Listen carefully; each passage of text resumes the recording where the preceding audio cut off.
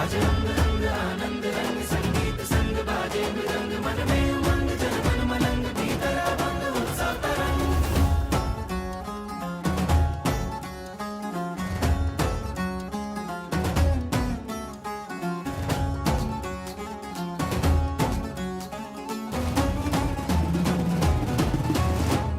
पूरी नगरी आज सजाओ बेलाल बेली है आई ढोल नगाड़े आज बजाओ संग बजाओ रे शहनाई। पूरी नगरी आज सजाओ बेलाल बेली है आई ढोल नगाड़े आज बजाओ संग बजाओ रे शहनाई। आनंद अंतर में छाया रे मंगल अवसर ये आया रे नर नारी कर लो तैयारी आज उत्सव की मन हर खाया रे भाया रे मंगल अवसर ये आया रे नर नारी कर लो तैयारी महोत्सव की।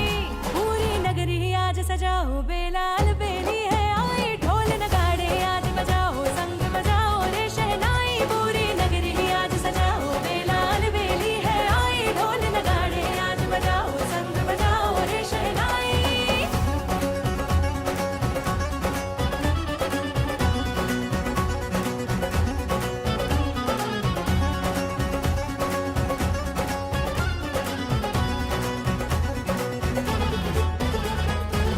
आई प्रतिष्ठा है प्यारे प्रभु जी की मेरे तुम्हारे हमारे प्रभु जी की। आई प्रतिष्ठा है प्यारे प्रभु जी की मेरे तुम्हारे हमारे प्रभु जी की। प्यारे प्रभु वर को पाया रे मंगल अवसर ये आया रे नर नारी कर लो तैयारी महोत्सव की मन हर खाया रे भाया रे मंगल अवसर ये आया रे नर नारी कर लो तैयारी महोत्सव की। पूरी नगरी आज सजाओ बेलाल बेली है आई ढोल नगाड़े आज बजाओ संग बजाओ रे शहनाई। पूरी नगरी आज सजाओ बेलाल बेली है आई ढोल नगाड़े आज बजाओ संग बजाओ रे शहनाई। हर्षित पवन पुलकित भुवन मंगल मनाया। गुरुवर के आगमन का शुभ दिन है आया। धरती गगन भक्तों के मन खुशियाँ है लाया। सौरभ दर्शन पावन उपहार पाया। हर्षित गगन पुलकित भुवन मंगल मनाया। वर आते ही जान लो भक्तों के तन मन होते पावन। इनके दर्शन पाते ही मान लो। नंदित हो अंतर प्यारे गुरुवर जी के दर्शन आते ही जान लो। भक्तों के तन मन होते पावन। इनके दर्शन पाते ही मान लो।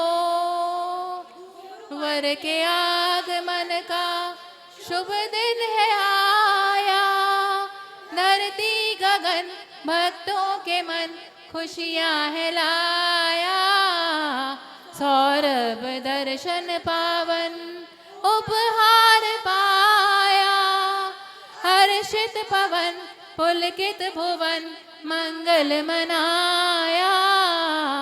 गुरुवर के आगमन का आओ सुर सजाओ गीत गाओ ज्ञान के ध्यान से। गुरुवर के पथ पर जाए चलकर सारे मिलकर शान से आओ जी आओ सुर सजाओ गीत गाओ ज्ञान के ध्यान से। गुरुवर के पथ पर जाए चलकर सारे मिलकर शान से। गुरुवर के आगमन का शुभ दिन है आया। धरती गगन भक्तों के मन खुशियाँ है लाया। सौरभ दर्शन पावन उपहार पाया। हर्षित पवन पुलकित भुवन मंगल मनाया। गुरुवर के आगमन का शुभ दिन है आया। धरती गगन भक्तों के मन खुशियां है लाया। परम पूज्य श्री सौरभ सिंह महाराज की जय। बहुत बहुत धन्यवाद। बैठिएगा और गुरुदेव का मंगल में आशीष ले रहे हैं आदरणीय सत्येंद्र जी दिल्ली सरकार से। एक बार जोरदार तालियां आदरणीय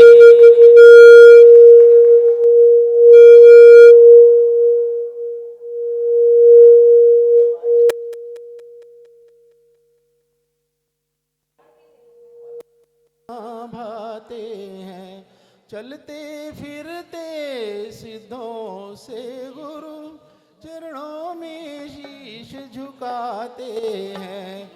आप अर्घ्य चढ़ाएंगे उधर से बुलाते रहना, फिर ना डिस्टर्बेंस यहाँ से मत करना। कोई भी अर्घ्य चढ़ाने इधर से नहीं जाएंगे, पीछे से ही जाएंगे उधर से ही। आइए दोनों हाथों को जोड़ते हैं। हम सभी गुरुदेव के पावन सी चरणों में चलते हैं। सरस्वती विहार में प्रथम बार पूज्य गुरुदेव की सन्निधि में सरस्वती माँ की आराधना, माँ जिनवाणी विधान हो रहा है। हम सभी सौभाग्यशाली हैं कि आज पूज्य गुरुदेव की सन्निधि में यह व्रत आयोजन करने का हमें सौभाग्य मिला है। दोनों हाथों को जोड़ना है। और जैसा कि भी मैं पूज्य गुरुदेव के आगमन से पूर्व आपको बता रहा था कि कई श्रद्धालुगण ऐसे यहाँ पर आज हैं जो प्रथम बार पूज्य गुरुदेव के दर्शन कर रहे हैं। कई लोगों ने बताया कि हाँ कई सारी किस ने पहली बार दर्शन किए, एक बार उठाना हाथ फिर से उठा लो। हाँ कई लोग थे जिसने पहली बार दर्शन किए हैं। उन्हें भी बता रहा था कि जिस संत ने मात्र 12.5 वर्ष की आयु में गृह त्यागा, जिस संत ने यह दिगंबर वाना को पहने हुए लगभग 31 वर्ष होने को हैं, 30 वर्ष से अधिक हो चुके हैं जिनकी मुनि दीक्षा को, जिन्हें गणाचार्य पुष्पदंत सागर जी महाराज ने 2022 में आचार्य पद से नवाजा है, आचार्य पद प्रतिष्ठापन किया है, एवं जिनकी प्रेरणा से पूरे देश भर में संस्कारों की अलख जगी है, जिनकी प्रेरणा से अनेक स्कूल, अनेक विद्यालय, अनेक पाठशालाएं, अनेक चिकित्सालय को निर्माण हुआ है, जिन मंदिर का निर्माण हुआ है, अतिथि भवन, सत्य भवन तो गिनती नहीं है कितने हुए हैं। लेकिन एक कार्य जो महान हुआ है आपको भी पता है और पहले भी बता रहा था कि गुरुदेव की प्रेरणा से कार्य जो हुआ है जीवन आशा हॉस्पिटल।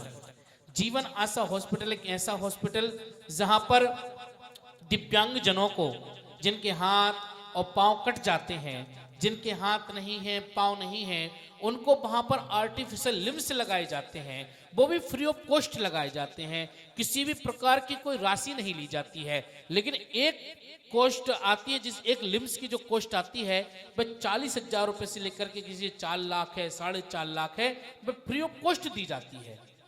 आर्टिफिशियल लिम्स दिए जाते हैं।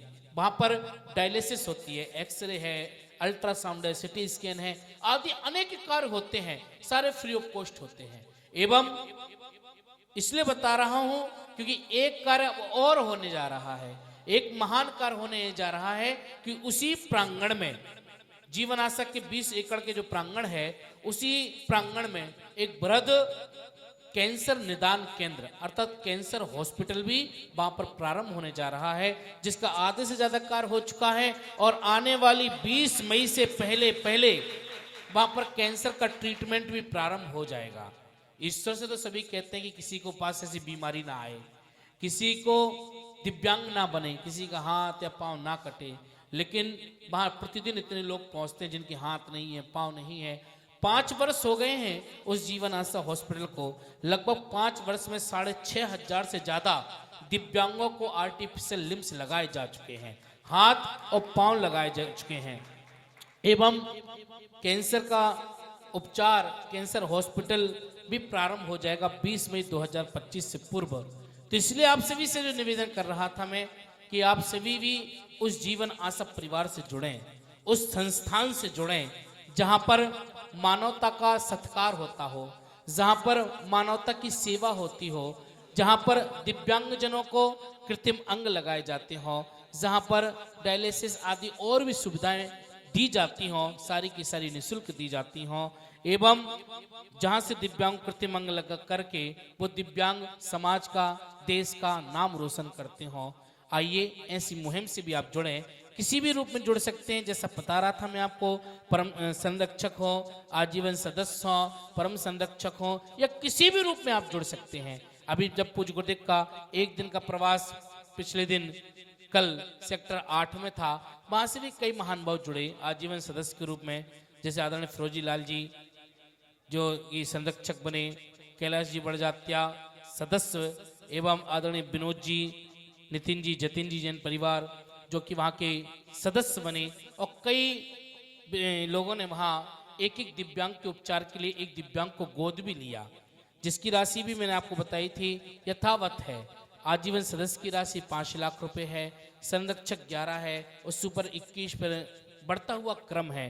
कुछ करते हैं कि नहीं करते हैं, लेकिन एक दिव्यांग को यदि हम गोद लेते हैं 1,11,000 रुपये की जिसकी राशि है, उसमें एक दिव्यांग का संपूर्ण खर्चा अर्थात उसके आने का, उसके जाने का, उसके साथ एक अटेंडर जो रहता है उसका, रहने का, भोजन का, और जो उसको लगाए जाने वाला आर्टिफिशियल लिम्स है, हो सकता है उसको 4 लाख का लिम्स लगे। उसकी क्या एज है, क्योंकि हाथ पांव टूटना, घायल होना कोई किसी के बस में नहीं है। एक्सीडेंटल बहुत सारे केस आते हैं। एक छोटी सी बिटिया है, मात्र 6 साल की बिटिया आई, उसका पांव कटा हुआ, 6 साल की, एक्सीडेंट में कट गया, उसे लिम्स लगाया, सबसे कॉस्टली लगाया कि बिटिया को स्कूल जाना। आज बिटिया स्कूल जाती है, ना बैसाखी चाहिए ना किसी का सहारा चाहिए है, स्कूल जाती है, पढ़ाई करती है। कई उदाहरण हैं, कई उदाहरण हैं, लेकिन विज्ञापन प्रचार प्रसार से हमेशा हम दूर रहते हैं, गुरुदेव दूर रहते हैं, क्योंकि वो मानव से मानव को मिलाना चाहते हैं। जो माउथ कम्युनिकेशन होता है, माउथ टू माउथ कम्युनिकेशन, उस पर विश्वास रखते हैं और संपूर्ण सजग करते हैं समाज को कि आप भी आएं और ऐसे संस्थान से जुड़ें। आइए, आज हम सौभाग्यशाली हैं कि हम ऐसे गुरुदेव के पावन सानिध्य में माँ जिनवाणी विधान की आराधना कर रहे हैं। दोनों हाथों को जोड़िए, एक साथ बोलिए, हे गुरुदेव नमोस्तु, हे गुरुदेव नमोस्तु, हे गुरुदेव नमोस्तु। हाँ, किसी के भी भाव बने तो मुझे बता सकते हैं। अभी हम जिसकी घोषणा करें, सदस्य के रूप में या संरक्षक के रूप में या एक दिव्यांग को गोद लेने के रूप में, किसी की भी भावना बनती है तो आपकी भावनाएं सादर आमंत्रित हैं।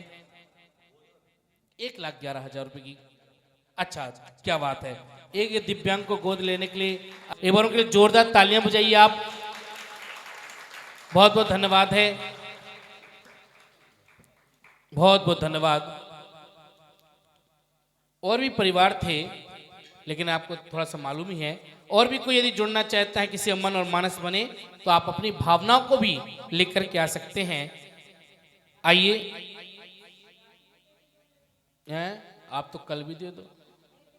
कितने दिन, वो तो दिन तो फिर बात तो बात ही होती है। जितनी जल्दी हो कोशिश से रहे, जितनी जल्दी हो, क्योंकि वहां से तो निश्चित है कि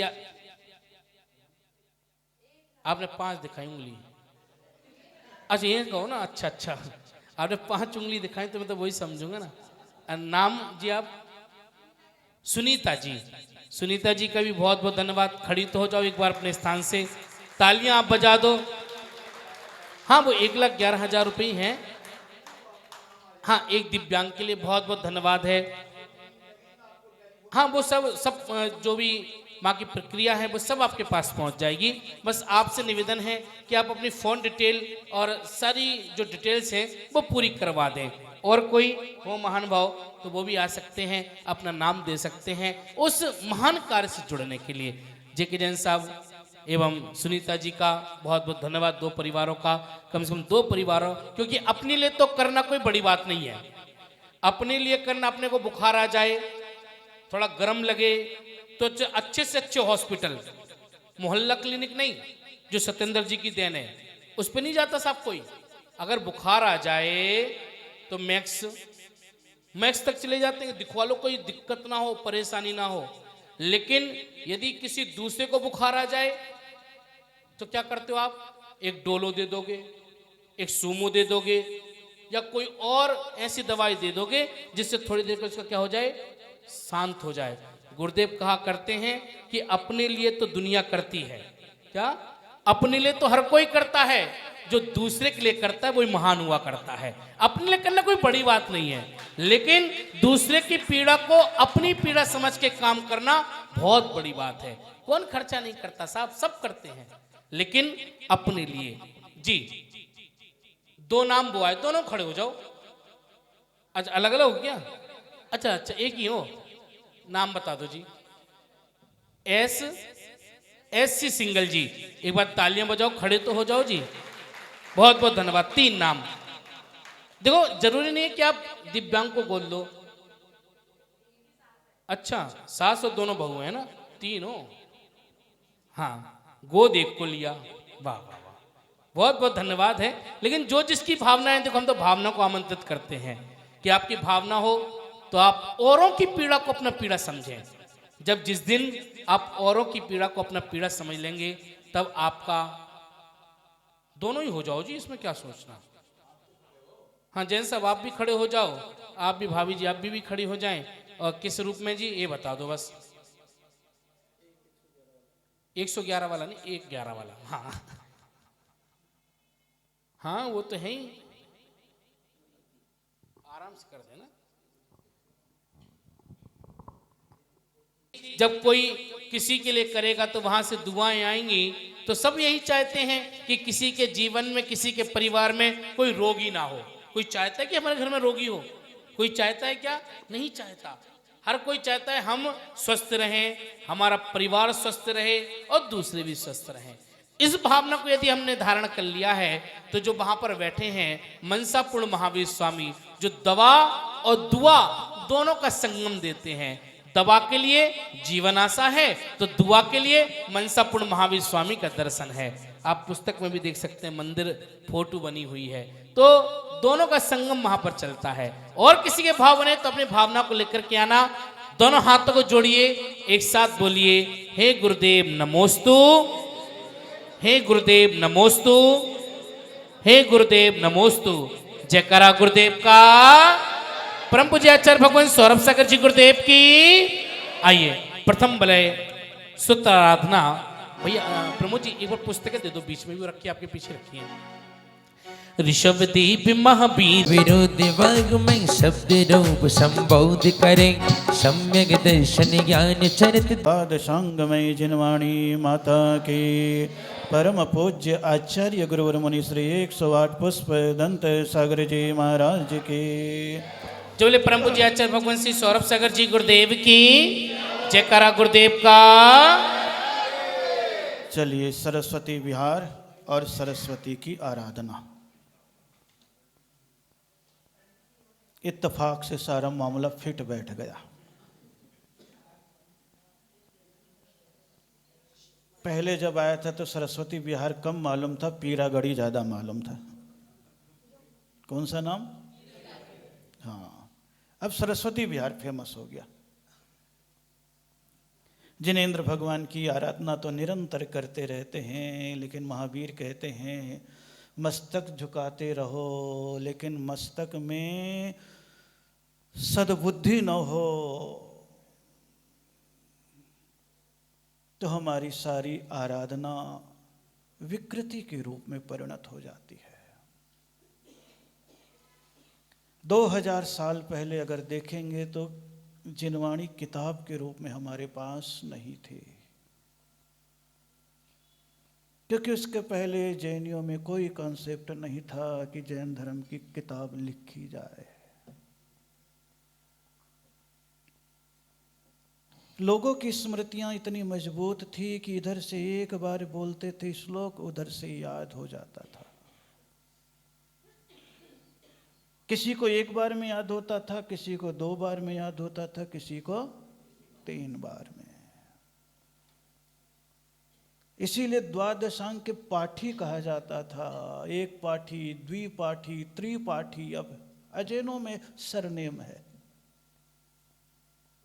जैनियों में नहीं है।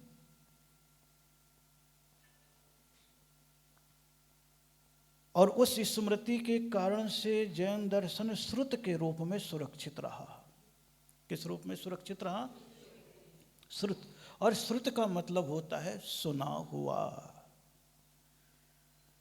जो आचार्यों ने कहा आपके कान से सुना और आपकी स्मृति में, पहले का मस्तिष्क बिल्कुल टेप रिकॉर्ड के समान था, कैसेट के समान था कि एक बार आवाज करे और इसमें पूरा का पूरा डबिंग हो जाती थी। ऐसे ही ज्ञान था। और उस ज्ञान को लेकर के जब चलते चले गए तो 633 वर्षों तक ये ज्ञान केवल एक दूसरे के मुख से सुनते और सुन करके स्मरण में रख देते हैं। वही परंपरा जैन शासन में चली आ रही थी। लेकिन ख्याल करना, कभी न कभी किसी न किसी को कोई न कोई चिंता अवश्य होती है। चिंता संसार की भी होती है तो चिंता धर्म की भी होती है। संसार में कोई भी जीव चिंता से रहित नहीं है। आपको तो अपने गाल की चिंता है, ठंडी में खाल की चिंता है, परिवार की चिंता है, व्यापार की चिंता है, शादी की चिंता है, ब्याह की चिंता है, स्वास्थ्य की चिंता है, पदार्थ की चिंता है, गाड़ी की चिंता है, पड़ोसी की चिंता है, सरकार की चिंता है, छापा की चिंता है। कितनी सारी चिंताएं आपके पीछे दौड़ रही है। लेकिन ये सारी चिंताएं केवल आपके व्यक्तिगत स्वयं के लिए है या परिवार के विस्तार के लिए है। लेकिन चिंता भी जाग गई किसी के मन में आज से 2000 साल पूर्व। हे प्रभु, मैं तो महसूस कर रहा हूं कि इस दुनिया में लोगों की स्मृतियां कमजोर होती चली जा रही है। और अगर इसी प्रकार स्मृति की कमजोरी चलती रही तो हमारे जैन आगम का क्या होगा। चिंता जागी। एक आचार्य को जागी और उन आचार्य का नाम था धरसेन आचार्य। कौन से आचार्य? धरसेन आचार्य थे।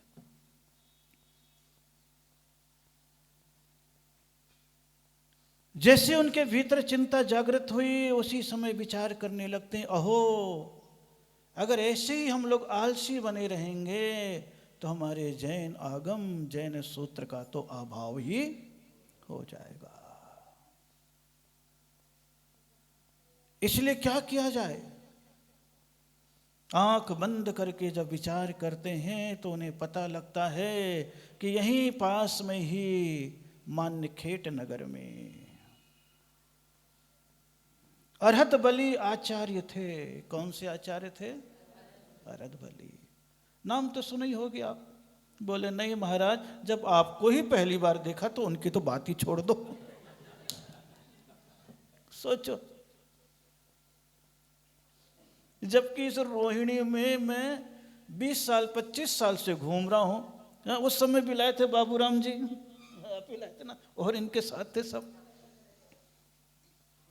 उस समय ज्यादा परिचय तो था नहीं, लेकिन इधर भ्रमण करते हुए बोले महाराज इधर भी हो लो। मैंने कहा चलो। हम लोग तो पानी की भांति हैं। जरा सा पानी की लाइन जिस दिशा की ओर बना दो, पानी तो उधर ही बहने लग जाता है।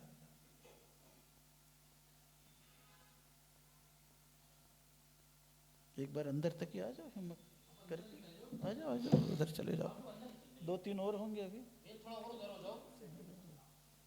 जाते हो वो बूंद बूंद जो टपकता है ना, वो बड़ा परेशान करता है। क्या बोल रहा था?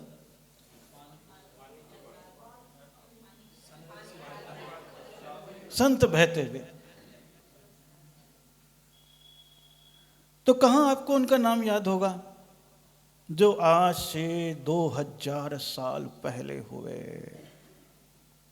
और ज्ञान की अंतिम सीमा को लेकर के पैदे हुए, जिन्हें कहते अंगधारी आचार्य। क्योंकि जिनवाणी का जो शब्द है उसमें द्वादशांग होता है। सरस्वती माता का कोई रूप जैनियों में नहीं था कि कोई देवी बना दी गई हो वो सरस्वती हो, जैनियों में नहीं था। जैनियों में सरस्वती का मतलब होता था सरस्वती, जो वाणी सरस हो, निर्मल हो। क्योंकि जैन दर्शन के जो वाणी है वो जैन दर्शन की वाणी सुखकर नहीं होती है, जैन दर्शन की वाणी हितकर होती है। सुखकर वाणी तो आपको लुभाने के लिए बोलना पड़ता है, क्योंकि आप खुश रहो। हितकर वाणी में लुभाने के लिए नहीं बोलना पड़ता है, आपके कल्याण के लिए बोलना पड़ता है। इसलिए भगवान की वाणी हित, मित और प्रिय होती थी। हितकर वाणी कठोर होती है, जैसे कभी कभी पिताजी डांटते भी हैं, मारते भी हैं, वो सुखकर नहीं होता है, लेकिन बच्चे के लिए हितकर होता है। आज के माता पिता के सबसे बड़ी चलो अब जाने दो, कोई बात नहीं, कोई बात नहीं। आज के माता पिता की सबसे बड़ी कमजोरी यह है कि बच्चों के साथ सुखकर व्यवहार करते हैं, हितकर व्यवहार नहीं करते। इसलिए बाद में रोते रहते हैं, महाराज महाराज महाराज। सुनता नहीं है, मानता नहीं है।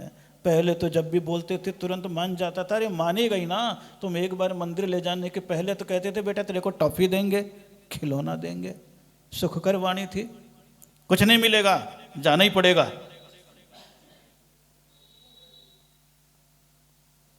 तो ये था उसका खिलौना। एक पढ़ता था तो दिमाग पूरा पढ़ लेता था। महावीर की वाणी कितनी अच्छी थी, हितकर वाणी। आचार्यों ने शास्त्रों में कह दिया है, इंद सद वंदियाणम तिहुवण हिद मधुर विसद वक्काड़म। तीन लोक के जीवों में हित का जागरण हो, उस वाणी को मैं कहूंगा। तुम्हारे मन में सुख मिले ऐसी वाणी नहीं कहूंगा। उस समय भी उनके मन में चिंता होगी, इनको हितकर वाणी देनी, और हितकर वाणी तीर्थंकर की है। और तीर्थंकर की वाणी 700 साल से 643 साल से आचार्यों के मुख से निरंतर निर्झरणी के साथ आ रहा है। और उसी परंपरा में मैं आचार्य धरसेन हूं, और मेरे पास ये ज्ञान है। और अब मैं अपने ज्ञान से देख रहा हूं तो सृष्टि में अब ज्ञान का लोप होने वाला है।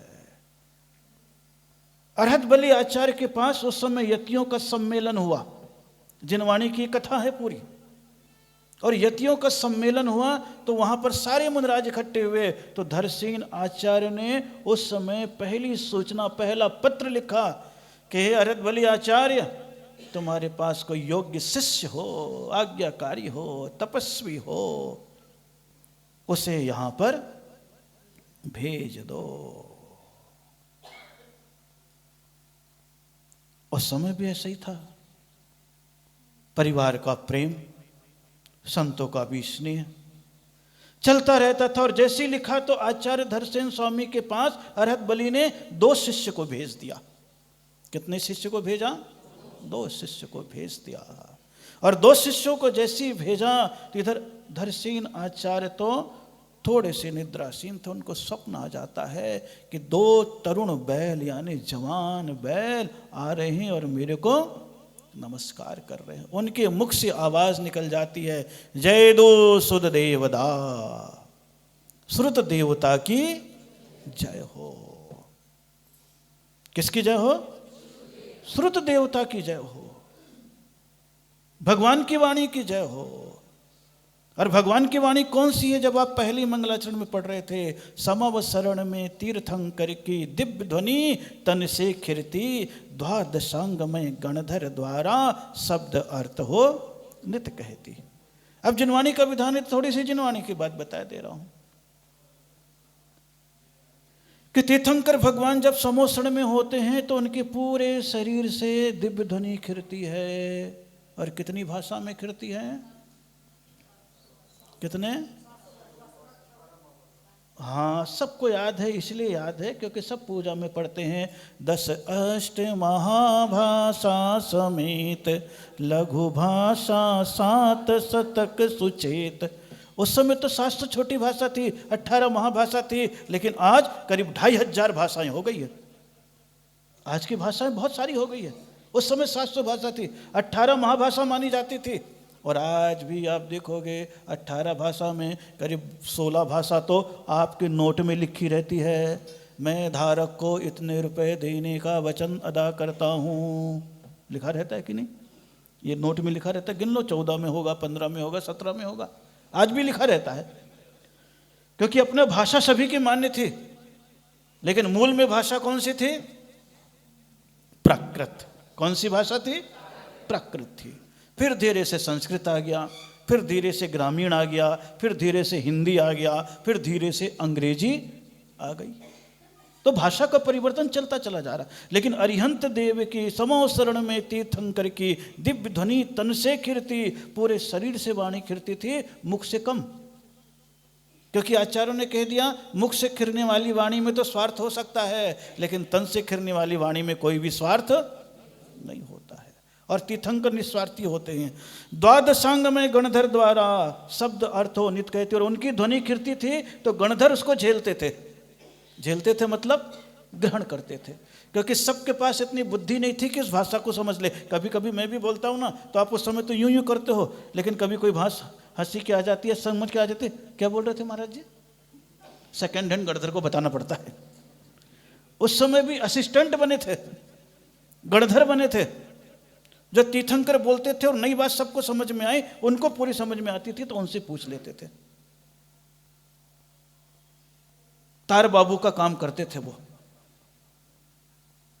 कि तार में क्या आता, उधर से मशीन में किर किट किट किर किट किट खटखट खटखट आवाज आती है, लेकिन जो उसका ज्ञाता होता है वो समझ लेता है कि क्या समाचार आया है, प्लीज इमीडिएटली कम सोन, समझ जाता है मामला। होता है कि नहीं होता? लेकिन हर कोई इसको नहीं समझेगा। गणधर की ऐसी विशेषता है, उनकी भाषा को पूर्ण रूपेण समझ जाते थे और इसके उपरांत अनुवाद करके आपको दे देते थे। इसलिए कहा दिया शब्द अर्थ हो नित कहती। फिर क्या कहते, परम ब्रह्म और शब्द ब्रह्म का मेल जिनागम। परम ब्रह्म कौन है? जिनेंद्र भगवान है। और उनकी वाणी कौन है? शब्द ब्रह्म है। दोनों मिल गया तो क्या बन गया अपने लिए? जिनागम। क्या बन गया? जिनागम। क्या बन गया? इसलिए जैन दर्शन में आगम शब्द आया है। कौन सा शब्द आया है? और आगम नाम से एक ही शास्त्र लिखा गया है जिसका नाम है सटखंड आगम। कौन सा आगम? सटखंड। आप सोचिएगा, तो मेल जिनागम कहलाता संशय विभ्रम नाशन हेतु अध्ययन आराधन। उसी भावना के साथ हम पूजा कर रहे हैं, और पूजा करते हुए यहाँ पर आ गए हैं। तो वो वाणी ऋषभ देव महावीर की वाणी, भुवन व्यापिनी मंगलकार, पेज नंबर 26 में देख लो।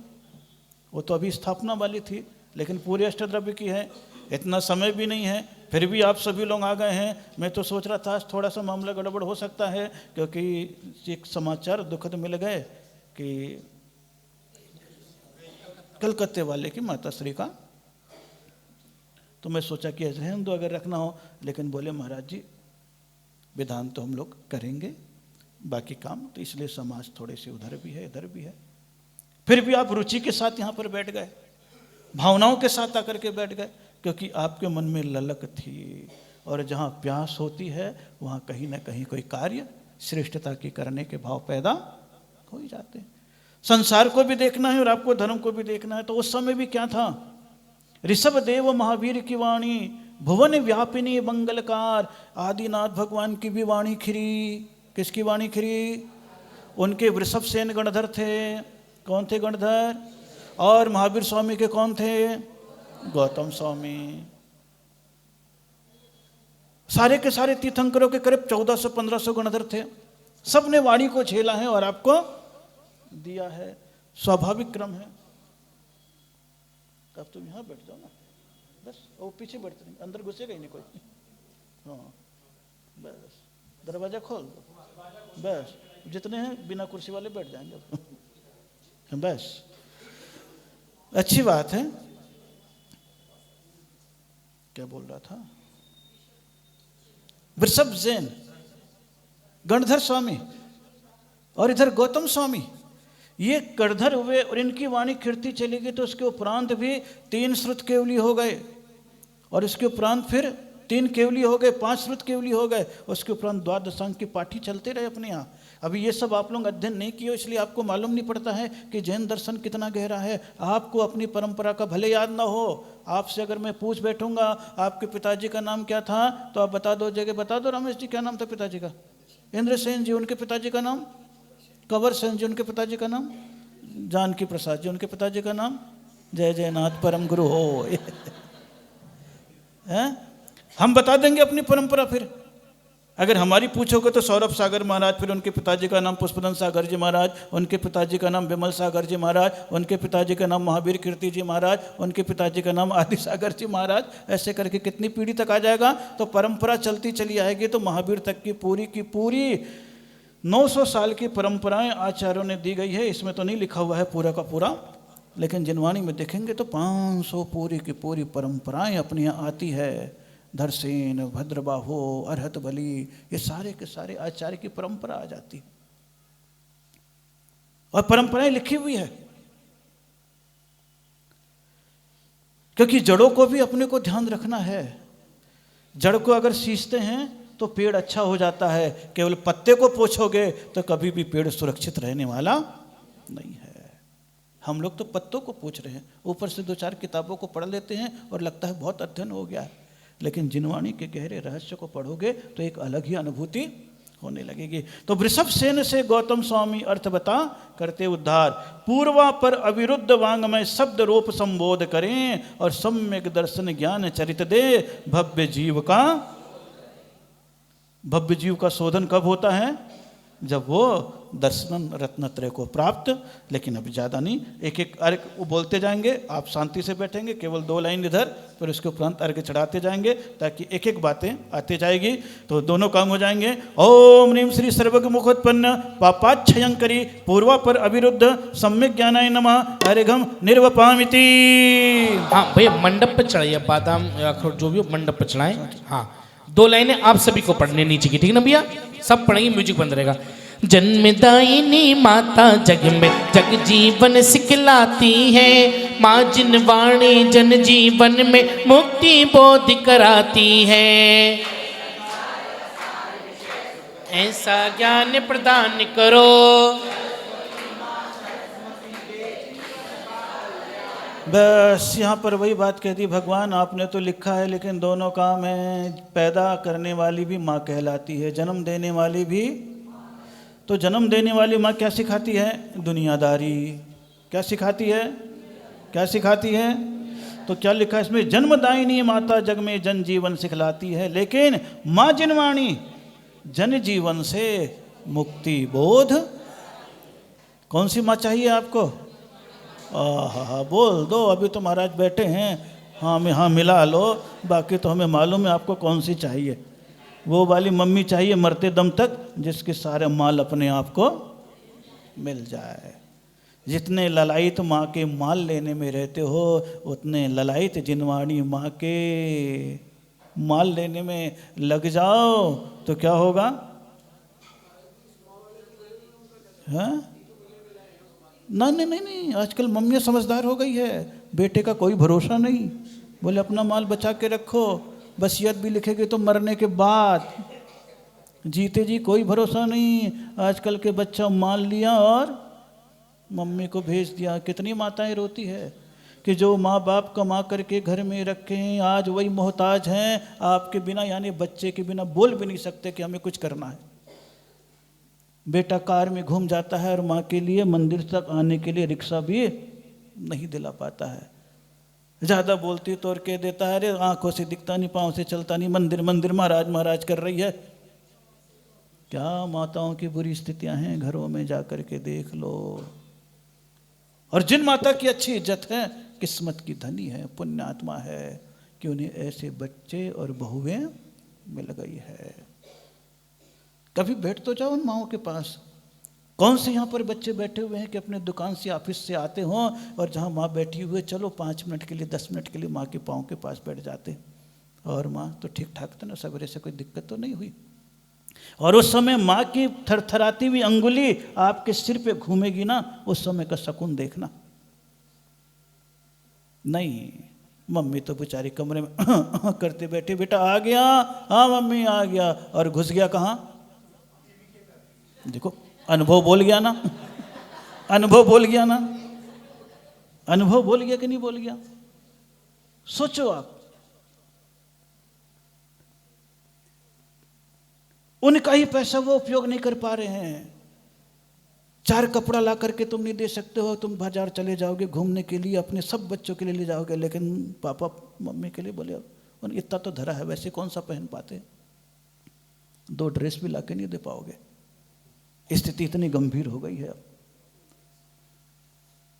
इसीलिए जन्मदायिनी माता अलग है और माँ जिनवाणी माता कहती है कल्याण करो, संसार असार है, जब तक शरीर स्वस्थ है तब तक कुछ कर लो घर का काम, उसके उपरांत अपनी आत्मा का काम करना। ओम ह्रीम हरन मुख कमल वासनी माँ जिनवाणी देव्यै नमः अर्घम नृपामिति।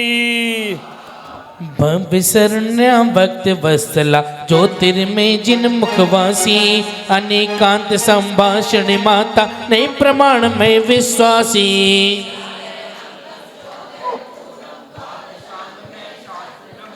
सत्यावासी मिथ्यानासी। सरस्वती माँ को क्या कहा? सरस्वती। क्या दो भगवान मुझे? सरस्वती दो। सरस्वती का मतलब, और ख्याल करना सामान्य रूप से कहावत है, जब भगवान को तुम्हें सजा देनी होती है तो सबसे पहले बुद्धि का हरण करता है। किसका हरण करता है? इसीलिए आप कहते हो ना, विनाश काले विपरीत बुद्धि। जब विनाश काल आता है तो सबसे पहले क्या खराब होती है? बुद्धि खराब होती है। इसलिए जिनवाणी से कहो, प्रभु हे जिनवाणी माँ मुझे सद्बुद्धि देना। क्या देना? महाराज मिल जाए तो क्या दे कहना? मुझे सन्मार्ग दो। क्या दो? और भगवान से क्या कहना? मुझे सामर्थ्य दो। तो देव शास्त्र गुरु के पास तीनों चीजें मांग लो, सद्बुद्धि, सन्मार्ग और सामर्थ्य। यही रत्नत्रय है। सामर्थ्य श्रद्धान का है, विवेक जिनवाणी का है, और चारित्र साधु का है। देव शास्त्र गुरु में से किसी एक को भी छोड़ करके तुम जिंदगी को आगे बढ़ा नहीं सकते हो। तीनों की एकता ही रत्नत्रय है, मोक्ष मार्ग है। वही यहाँ पर कह रहे हैं भव्य शरण्य भक्त वत्सला। ये देव शास्त्र गुरु भक्त के लिए शरणभूत हैं, और जो इनके चरणों में आ जाता है उसको वात्सल्य से भर देते हैं। ज्योतिर्मय जिन मुखवासी और अनेकांत संभाषणी माता नए प्रमाण में। अब एक एक सारे अर्थ हैं। 11 अंगम 14 पूर्वम द्वादशांग में शास्त्र नमो। ये जिनवाणी को पढ़ लोगे तो सत्याभासी मिथ्या, यानी जो कुज्ञान है, उल्टे सीधी चीजें, वो अपने आप ही क्या हो जाएगी? चलिए अभी तो चलते हैं। ओम रे मिथ्या ज्ञान नाशक सम्यक ज्ञान प्रकाशक अनेकान्मय द्वादशांग में जिनवाणी माताय नमः अर्घम नृपामिति। रूप रहित माँ, शब्द रहित माँ, अर्थ रहित माँ अनुभव है। जीव मात्र में ज्ञानमयी तो प्रकट हो ये संभव है।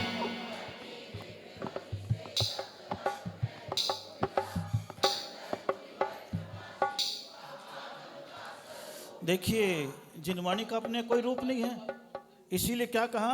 रूप रहित माँ। जिनवाणी का कोई रूप है क्या शब्द का? ये तो अपन ने मूर्ति बना दी है, ऐसे कि सरस्वती है तो वीणा ली हुई है तो माला ली हुई है, ये तो बनाई गई है। लेकिन अपने ऐसा कोई भी चीज नहीं, वो प्रतीकात्मक है। जिनवाणी तो केवल क्या है? ये शब्द है। इसीलिए यहां पर लिखा रूप रहित माँ, शब्द रहित माँ। माँ शब्द भी नहीं है, अनुभव है। क्या है? शब्द में तो आप मीठा कह सकते हो, क्या कह सकते हो? शक्कर को देख करके। लेकिन जिसने खाया है, अगर वो बीमार है तो बुखार वाले को दूध कैसा लगता है? कड़वा लगेगा। अब बताओ, दूध का शब्द अर्थ बता रहा है या तुम्हारा अनुभव? अनुभव बताता है। इसीलिए जिनवाणी को अनुभव कहा है, शब्द नहीं कहा। शब्द तो अनुभव में जाने का एक माध्यम है। क्या है? माध्यम है। इसलिए जीव मात्र में ज्ञानमयी तो प्रकटित हो या सब। संसार में ऐसा कोई भी जीव नहीं है जिसके पास बुद्धि नाम की कोई चीज ना हो। पैदा होने वाला बच्चा भी दूध पीना समझ जाता है, मुंह चलाना समझ जाता है, सपने देखना समझ जाता है, उसमें हंसना और रोना समझ जाता है, खाना हो तो चिल्लाना समझ जाता है, खिलौना देखता हो तो हाथ पांव मचलाना। ये ज्ञान है। ज्ञान से रहित संसार में कोई भी जीव नहीं है। तो श्री जिनवर की दिव्य ध्वनि से शब्द में ओम ह्रीम गणधर मुनिवर कृपा शीष आगम का, तो गणधर और मुनिवर का कृपा शीष मिला। किसका किसका मिला? हाँ, क्योंकि इन्होंने ही दिव्य ध्वनि को, इसीलिए इसका नाम क्या दे दिया? आगम। क्या दे दिया? आगम दे दिया। आ याने आप्त द्वारा कहा हुआ, ग याने गणधर द्वारा गूथा हुआ, म याने मुनियों द्वारा। इसका नाम क्या है? आगम है। तो अभी तो आगम बहुत कम चलता है, फिर भी चल रहे हैं अपन बैठे हुए। ओम ह्रीम अनंत ज्ञान संपन्नाय आत्मस्वरूप ज्ञान प्रस्फुटताय श्रुत ज्ञानाय नमः अर्घम नृपामिति। गद्य पतिया कथा कारिका छंद ताल लया गाथा मंत्र दान ज्योतिष विद्या या गणित शब्द की व्याख्याता। बोलो सद्बुद्धि सन्मार्ग प्रदाता।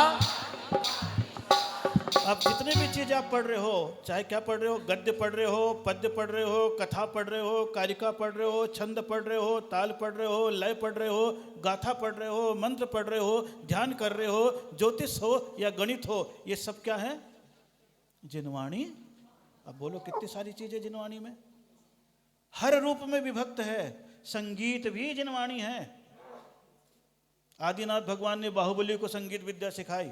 गणित भी जिनवाणी है, आदिनाथ ने सुंदरी को गणित सिखाई। अक्षर भी जिनवाणी है, ब्राह्मी को आदिनाथ ने सिखाई। इंजीनियरिंग भी जिनवाणी है। विश्वकर्मा जो नाम आता है तीर्थंकर आदिनाथ के बेटे का नाम है, तीसरे बेटे का नाम। 100 पुत्र थे कि नहीं? इंजीनियरिंग कला सिखा दी, यानी कि संसार में वस्तुओं को बनाना। इसीलिए इसे कहा जग माता विदुषा वाणी माँ प्रातः उठकर नमन करूं सद्बुद्धि सन्मार्ग पदाता माँ जिनवाणी। अभी तो जिनवाणी चल रही है। आपको भगवान की पूजा तो आपने बहुत करी, आज जिनवाणी कर रहे ना। अलग से आप पढ़ोगे तो आपको अलग होगा। ओम ह्रीं वद वद वाग्वानिनी कवित पंडित च भवतु सद्बुद्धि सन्मार्ग प्रदायका माँ जिनवाणी देव्यै नमः अर्घम नृपामिति। नीर चीर सम महाविवेकी हंस वाहिनी बनी रहे मोहित में मोहि नींद से उठने चेतन कहकर सबको जगा रही। अर्घम नृपामिति। लब्ध्यक्षर सासु सूक्ष्म ज्ञान भी जीवन गोद में रहता है। 33 सागर तक देवों में चर्चा में सब कहता है।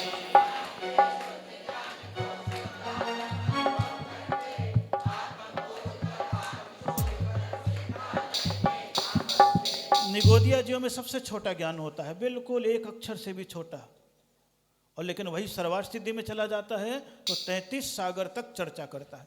आप देखो कई बच्चों को कितना सा ज्ञान है और फिर कितना ज्ञान आगे, एक चिप में कितना ज्ञान भरा हुआ है। मोबाइल में इतना सा चिप है, मान लो इतना सा नेट है, कितनी सारी दुनिया का ज्ञान भरा हुआ है। पूरी दुनिया को आप उसे समझ सकते हो। उसी प्रकार केवल ज्ञान से पूरी दुनिया को। लेकिन महावीर कहते हैं ये ज्ञान सूक्ष्म ज्ञान है। प्रभु सूक्ष्म ज्ञान की मुझे जरूरत नहीं है, मुझे शुद्ध ज्ञान की जरूरत है। कौन से ज्ञान की? इसीलिए यहां पर क्या प्रार्थना की? सूक्ष्म ज्ञान के शुद्ध ज्ञान को शुद्धातम। ये बाहर का ज्ञान तो सब प्राप्त कर लोगे, लेकिन जब तक स्वयं के जीवन का ज्ञान नहीं करोगे तो मामला अधूरा। ओम ह्रीं कुज्ञान निवारण नहीं सुज्ञान वर्धनाय आत्मज्ञान प्रवणाय श्री द्वादश संगमय जिनवाणी दिव्यै नमः अर्घम नृपामिति। बाहर का जो मूर्त रूप या ग्रंथ रूप दर्शन होता, एक भक्ति का एक मुक्ति का रूप सदा अर्चन होता।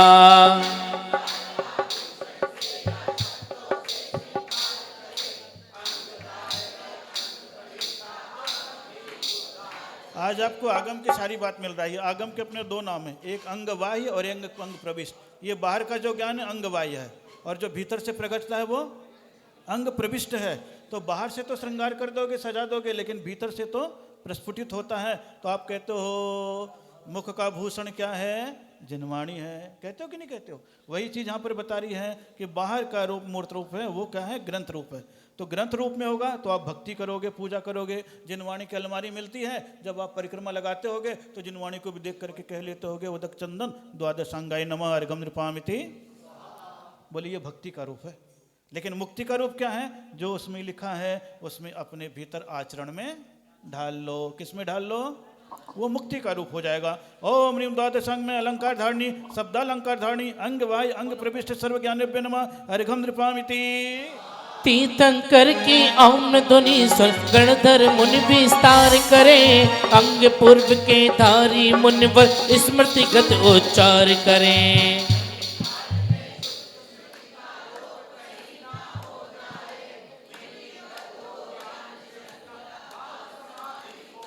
ये पूरे के पूरे अभी प्रथम बले की आराधना भूमिका है। अभी तो सोचिए, तीर्थंकर की ओम ध्वनि सुन गुणधन मुनि विस्तार करे। कौन सी ध्वनि पहले होती थी?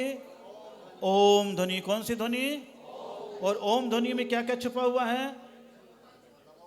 पंच परमेष्टि। कितने परमेष्टि? अ ओम, अ अरिहंत का, अ आचार्य का, अ अशरीरी सिद्ध का, ओ उपाध्याय का और म मुनिराज का। इसलिए पूरे दुनिया में ओम शब्द चलता है। और इस ओम में ही 3 लोक है, अ अधोलोक, उ ऊर्ध्वलोक और म एक छोटे से शब्द है। तो 3 लोक का ज्ञान एक ओमकार में है। किसमें है? किसमें है? और तीर्थंकर ने ओम ध्वनि बोली तो आपने सबसे पहले किससे सुनी? कान से। गणधर तो आपने खुद सुना। किससे सुनी? और कान का आकार भी आप देखोगे ना, ऐसे ही बना हुआ ओम जैसा।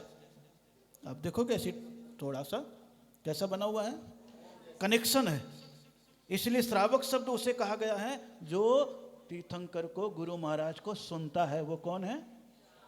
श्रावक, यानी श्रृणोति इति श्रावक। जो देव साज गुरु को सुनता है वो कौन है? तो अब सुन करके श्रावक कैसे बन गया? श्रा यानी श्रद्धावान, व यानी विवेकवान, क यानी। अब एक एक शब्द जुड़े हुए जिनवाणी से।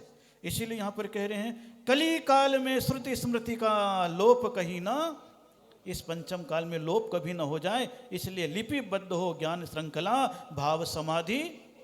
फिर लिपिबद्ध की बात चली। ओम ह्रीं कली काले श्रुत ज्ञान संरक्षक श्री धरसेनाचार्य चरण कमलेभ्य नमः अर्घम नृपामिति।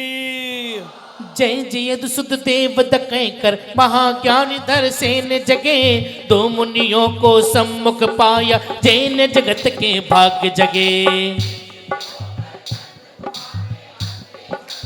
सब बोलो। तो लिखा ताड़ पत्र पर सटकंडा गम ग्रंथ लिखा। धरसेनाचार्य के मन में आ गया तो उस समय 2 बैल आए तो चरणों को छुआ तो क्या मुख से आवाज निकली? जय दो सुध देवदास, श्रुत देवता की जय हो। यही कहानी बता रहा था ना। उसी समय कह करके धरसेन स्वामी जग गए तो देखते हैं कि मेरे पास कितने मुनिराज आ रहे हैं? 2। उनका नाम पहले था कौन सा? एक का नाम था सुबुद्धि, दूसरे का नाम था नरवाहन। कौन कौन थे? एक श्रेष्ठी पुत्र थे, एक राजपुत्र थे। दोनों के दोनों मुनिराज थे, जवान थे, आज्ञाकारी थे, सहनशील थे। उन दोनों को महाराज ने भेज दिया। अरहत बलि ने किनके पास? भूत बलि के पास, वो धरसेन। और धरसेन आचार्य ने कुछ भी नहीं कहा, जैसी वह नमोस्तु कहा। बोले ठीक है महाराज, आपने आज्ञा दी थी, हम लोग आ गए। बोले ठीक है, ये लो मंत्र और जाओ इसको सिद्ध करके बताओ। कुछ नहीं पूछा, आओ जाओ, जी हजूरी, आहार, सुख साता, कुछ भी नहीं पूछा, डायरेक्ट आज्ञा दे दी। क्योंकि वो मन को परखना चाहते थे जिसको भेजा वो योग्य है या नहीं।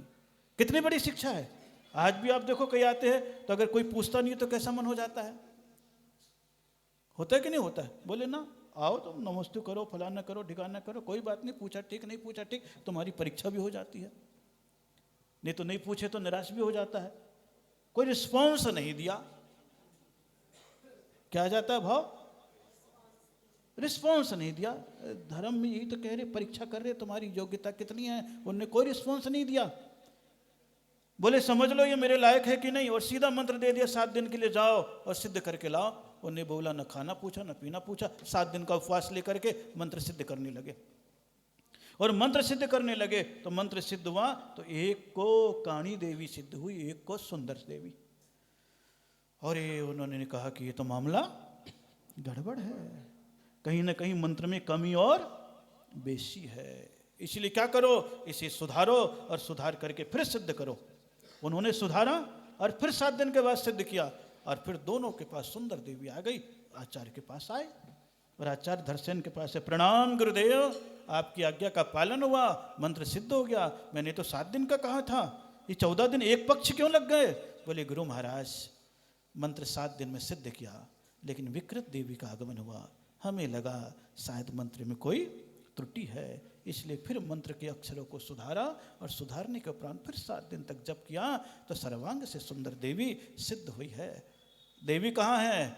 हमको कोई काम नहीं था, इसलिए उन्हें अपने स्थान पर जाने के लिए कह दिया। धरसेन आचार्य उठे और दोनों को गले लगा लिया। बोले वत्स तुम योग्य हो, पहले नंबर पर आज्ञाकारी हो इसलिए तुमने 7 दिन तक जाप किया, दूसरे नंबर पर बुद्धिमान हो इसलिए सुधार किया, तीसरे नंबर पर सहनशील हो 14 दिन तक बिना भोजन के भी रह लिया है, चौथे नंबर पर समर्पित हो इसलिए लौट करके भी आ गए हो, 5वें नंबर पर तुम्हारी योग्यता को मैं आशीर्वाद देता हूं, आओ गिरनार पर्वत के चंद्र गुफा में बैठ करके तुम्हें अब जिनवाने का पूरा ज्ञान दो। एक साथ कितनी चीजें कर दी, 5 चीजें आ गई उनके पास। आज्ञाकारी भी हैं, सहनशील भी हैं, बुद्धिमान भी हैं, समर्पित भी हैं, कितनी चीजें। फिर शिक्षित होकर चंद्र गुफा में, गिरनार पर्वत तो आज अपने हाथ में नहीं है, वहां पर भी चंद्र गुफा थी जहां शिलालेख पूरा लिखा हुआ था लेकिन तोड़ दिया गया, और चंद्र गुफा में आज हिंदू संप्रदाय के बाबा प्यारा मठ बना हुआ है। सब इतिहास जैनियों का मिट गया है, इसी कारण से विकृतियां आ गई है। लोग सठखंडागम को भूल गए हैं, मूल शास्त्र को भूल गए हैं, यही कारण से सारी चीजें समाज में अलग अलग होती गई। लेकिन यहाँ पर ये कह रहे हैं चली तोड़िका तालपत्र पर, फिर आचार्य धरसेन ने पुष्पदंत भूत बलि को नाम दिया, अच्छे दांत वाले आए तो पुष्पदंत, जिनके पास विकृत आई थी उसको भूत बलि नाम दिया, तब उनका नाम बदल गया। और इसके उपरांत शिक्षा दी, वो वहां से चले गए, और चलने के उपरांत अंकलेश्वर में सूत्र लिखा। कहां पर पहुंच गए? गुजरात प्रांत के अंकलेश्वर गांव में। कौन से गांव में? कौन से गांव में? एक एक चीज को पढ़ते जाओ, सब इतिहास मिल जाएगा जिनवाणी का। अंकलेश्वर गांव में गए और वहां पर बैठ गए पुष्पदंत स्वामी, और उसके उपरांत फिर बोले अहो गुरु महाराज ने हम लोग को जिनवाणी दी थी, लोप हो जाएगा, इसलिए मुझे क्या करना है? लिपिबद्ध करना है। क्या करना है? तो वहां पर बैठ करके अंकलेश्वर गुजरात में सबसे पहले नंबर पर नमोकार मंत्र को लिखा। किसको लिखा? शुरू से तो चलता ही आ रहा था लेकिन अक्षरों में नहीं लिखा था, तो सबसे पहले नमोकार मंत्र को अपनी लेखनी से, तूलिका से, ताड़पत्र पर लिखने वाले कौन से आचार्य हुए? पुष्पदंत स्वामी। कौन से स्वामी हुए? पुष्पदंत स्वामी हुए। और फिर नमोकार मंत्र लिख करके सठखंडागम का पहला भाग लिखा, सत्प्ररूपणा। क्या लिखा? सत्प्ररूपणा पहला भाग, जिसमें सत मतलब जीव भी सत है, तत्व में भी पहला जीव है, पदार्थ में भी पहला है, अस्तिकाय में भी पहला है, और जीवत भावों में भी पहला है, इसलिए सत्प्ररूपणा लिखा। फिर उसके उपरांत इंडेक्स बनाया। क्या बनाया? कि कौन कौन से ग्रंथ लिखना है, कैसे कैसे लिखना है। जैसे पीएचडी करने वाले प्रोफेसर पहले आपको इंडेक्स बना के दे देते, अब तुम्हें लिटरेचर पूरा लिखना 300 पेज का, 500 पेज का। वैसे ही आचार्य पुष्पदंत स्वामी ने 177 सूत्र लिखे, और 177 सूत्र लिख करके अपने भतीजे जिन पालित को दिया, कहा जाओ इसको पूरा करने के लिए भूत बलि के पास, दोनों के पास ज्ञान है, दोनों करेंगे। और इसके उपरांत पूरा का पूरा सठखंडागम, जिससे आप कहते हो ना धवला, जय धवला, महाधवला, कसाय पाहुड़, सठखंडागम और महाबंध, ये ग्रंथ हैं। तो चलिए तूलिका, उस समय पहली बार आचार्यों ने ताड़पत्र इकट्ठे करवाए, कांटों की तूलिका ली, शाही बनाई।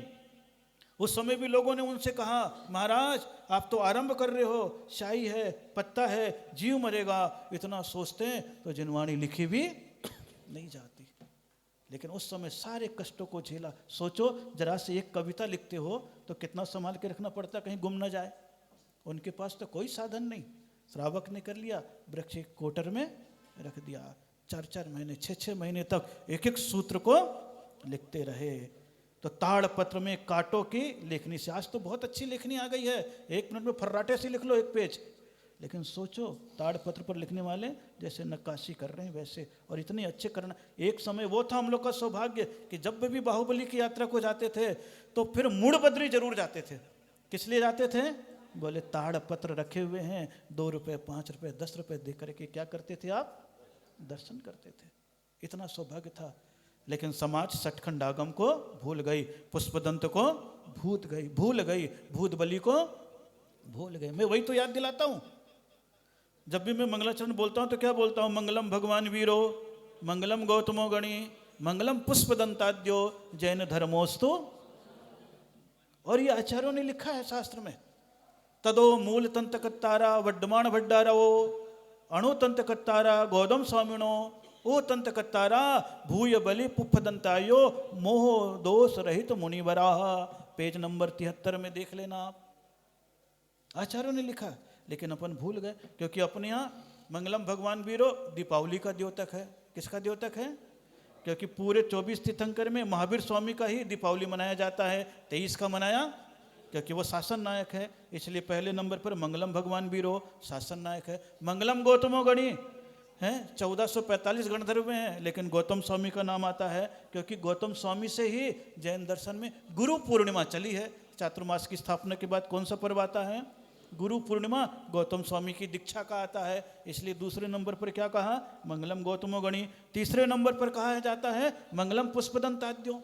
क्यों? क्योंकि सठखंडागम ग्रंथ का लिपिबद्ध करने वाले पहले आचार्य वही वे। उसके पहले किसी ने लिखा? एक ग्रंथ लिखा गया, लेकिन उसमें मंगलाचरण नहीं था, इसलिए उस ग्रंथ को ज़्यादा देवताओं द्वारा अतिशय पैदा नहीं हुआ, जिसका नाम है कसाय पाहुड़। क्या नाम है? तो ये सारे के सारे इतिहास हैं। इस इतिहास को पढ़ोगे तो आप पता लगेगा। चलिए तूलिका ताड़पत्र पर सठखंडागम ग्रंथ लिखा। कौन सा ग्रंथ? सठखंडागम। कौन सा ग्रंथ? तो अपना 6 खंड माना है। कितना खंड माना है? 6। और 6 का संबंध आदिनाथ से था। आदिनाथ ने सबसे पहले 6 कर्तव्य सिखाए कि नहीं? असी मसी कृषि वाणिज्य शिल्प कला। एक एक चीज सुन लेना कभी प्रसंग आए तो। फिर इसके उपरांत जब गृहस्थ बने तो 6 कर्म सिखाए कि नहीं? देव पूजा, गुरु उपासना, स्वाध्याय, संयम, तप और दान। उसके उपरांत मुनि बने तो 6 कर्तव्य आए कि नहीं?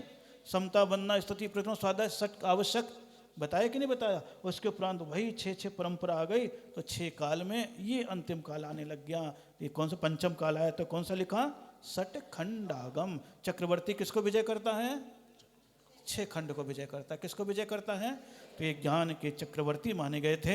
ओम ह्रीम धरसेनाचार्य प्रदत्त पुष्पदंत भूतबली लिपिबद्ध प्रथम सठखंडागम ग्रंथयो नमः अर्घ निरुपामिति। पंचम काल में सठखंडागम सब ग्रंथों का राजा है। प्रमोकार गुणथान मार्गड़ा तत्व कर्म बतलाता है। आगम चक्षु साहो कह कर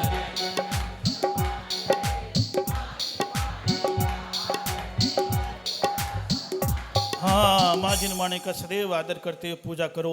पंचम काल में सठखंडागम सब ग्रंथों का पहला ग्रंथ वही है। कौन सा ग्रंथ है? अब आप लोग भूल गए तो अलग अलग बताने लग गए। सभी लोगों का ग्रंथ मालूम है। सभी लोग बोलते हैं, अगर हिंदुओं में जाओगे तो कह देगा हमारा गीता है, सिखों में जाओगे तो ग्रंथ साहिब कह देगा, ईसाइयों में जाओगे तो बाइबल कह देगा कि नहीं कह देगा? हैं? लेकिन जैनियों में जाओगे तो कोई तत्वार्थ सूत्र बोलेगा, कोई समयसार बोलेगा, कोई रत्नकरण बोलेगा। सठखंडागम नाम इतना कठिन है कि वो बोलते बनता भी, पढ़ने भी नहीं आता है। लेकिन मूल ग्रंथ है कौन सा? सठखंडागम। फिर धीरे से थोड़ा बदलाव आ गया तो लोगों ने पंच परमागम कर दिया। क्या कर दिया? ये समाज में आया है और उसके उपरांत से कई सारी चर्चाएं समाज में होने लग गई है। और जब तक सठखंडागम था तब तक कुछ भी विवाद नहीं था, क्योंकि सारे धर्म के सूत्र ये संविधान था। इसीलिए यहाँ पर क्या लिखा? नमोकार, गुणस्थान, मार्गणा, तत्व, कर्म, इनका विशेष विवेचन है। इसीलिए आप जब कभी भी आज भी पहला भाग पढ़ते हो तो सबसे पहले क्या पढ़ते हो? नमोकार मंत्र। फिर क्या पढ़ते हो? गुणस्थान यानी मिथ्या दृष्टिकोण, सम्यक दृष्टिकोण। फिर पढ़ते हो क्या? मार्गणा यानी गति, इंद्रिय, काय योग। पढ़ते कि नहीं पढ़ते पहले पाठशाला में? ये पहला भाग उस समय का था जो आज भी चल रहा है, लेकिन बाद में सब चीजें बदल गई। इसलिए कह दिया आगम चक्षु साहू। साधु का आंख कौन है? आगम। और आगम कौन से थे? सठखंडागम। उसके बाद सब आगम के अंश आए और उसमें सब आगम सारे हैं आज तक भी जो लिखे जा रहे हैं, लेकिन मूल सूत्र वो थे। चलिए ओम ह्रीम महावीर दिव्य ध्वनि रूप साक्षात जिनवाणी स्वरूप सठखंडागम ग्रंथाय नमः अरिघम निर्वपामिति। वर्णमाला के अल्पाक्षर से वृद्ध शास्त्र लिख जाता है। शब्द शास्त्र शब्द ज्ञान अनुपम सारा जग बतलाता है।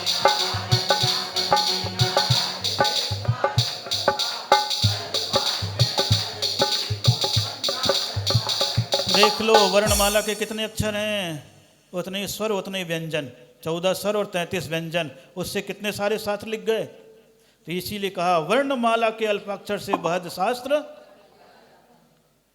72,000 श्लोक प्रमाण टीका है इसके। कितनी है? 72,000। 16 वॉल्यूम है इसके। कितने हैं? 16 भाग है, मोटे मोटे। कभी पढ़ोगे तो पसीना आ जाएगा कि समझ में हमको ही नहीं आता तो आपको कहाँ से आएगा। लेकिन कुछ ग्रंथ समझ में आते हैं जिसका वर्णन है, गणित वाला वर्णन। इसलिए शब्द शास्त्र श्रुति ज्ञान उपम सारा। भाषा बाधक ना बनती न राज देश। भाषा बाधक नहीं है, चाहे प्राकृत हो, चाहे संस्कृत हो, चाहे हिंदी हो, बात वही होनी चाहिए। क्योंकि भाषा स्वभाव तो वही है जिसमें आप समझो। ये तो आजकल चल गया है कि हिंदी में पढ़ो तो पाप ज़्यादा, पाप पुण्य नहीं लगेगा। बोले नहीं, भीतर भाव जो छुपा है उसको पकड़ना। शब्द तो माध्यम है। इसीलिए भक्तामर में एक शब्द आता ना, भाषा स्वभाव परिणाम गुणै प्रयोज्य। जैसे आपके भाव होते हैं, भाषा का वही अर्थ हो जाता है। कभी कभी व्यंग में अच्छी बात भी खराब लगती है कि नहीं? क्योंकि व्यंग में आपकी भाषा समझ रही है क्या बोलना। हाँ, मालूम है कितने समझ जाता है कि अभी कुछ है कि नहीं। ये सारे के सारी चीजें बहुत अच्छा ज्ञान का रूप है। लेकिन आज थोड़ी सी गंभीर बातें आ गई, इसलिए सर्वभाष में सर्व जीव को समझाकर साधक बनता। ओम ह्रीं वर्णमाला मात्र का अक्षरे। कौन सा अक्षर? कौन सा अक्षर? ये अक्षर जब भी वेदी प्रतिष्ठा होती है तो ये अक्षर लिखते कि नहीं वेदी के पीछे? वर्णमाला के कक्का किक्की अ आ इ ई लिखते कि नहीं? भगवान के भी जब प्रतिष्ठा करते हैं तो शरीर में लिखते हैं कि नहीं? जो पंचकलाणक देखा होगा तो देखा होगा मूर्ति की शुद्धि। ये वर्णमाला के अक्षर हैं। कौन से अक्षर हैं? तो कितनी सारी चीजें आ गई। ये भगवान भी वैसी बने हैं, तभी आप इतनी पूजा कर रहे हो। ओम ह्रीं वर्णमाला मातृका अक्षरे सर्व द्वादशांगमय अक्षर ज्ञानाय नमः अर्घ्यं नृपामिति। माँ जिनवाणी है कल्याणी, पाप हारिणी सुखकारी, ज्ञानदायिनी ब्रह्मचारिणी, पागवादिनी हितकारी।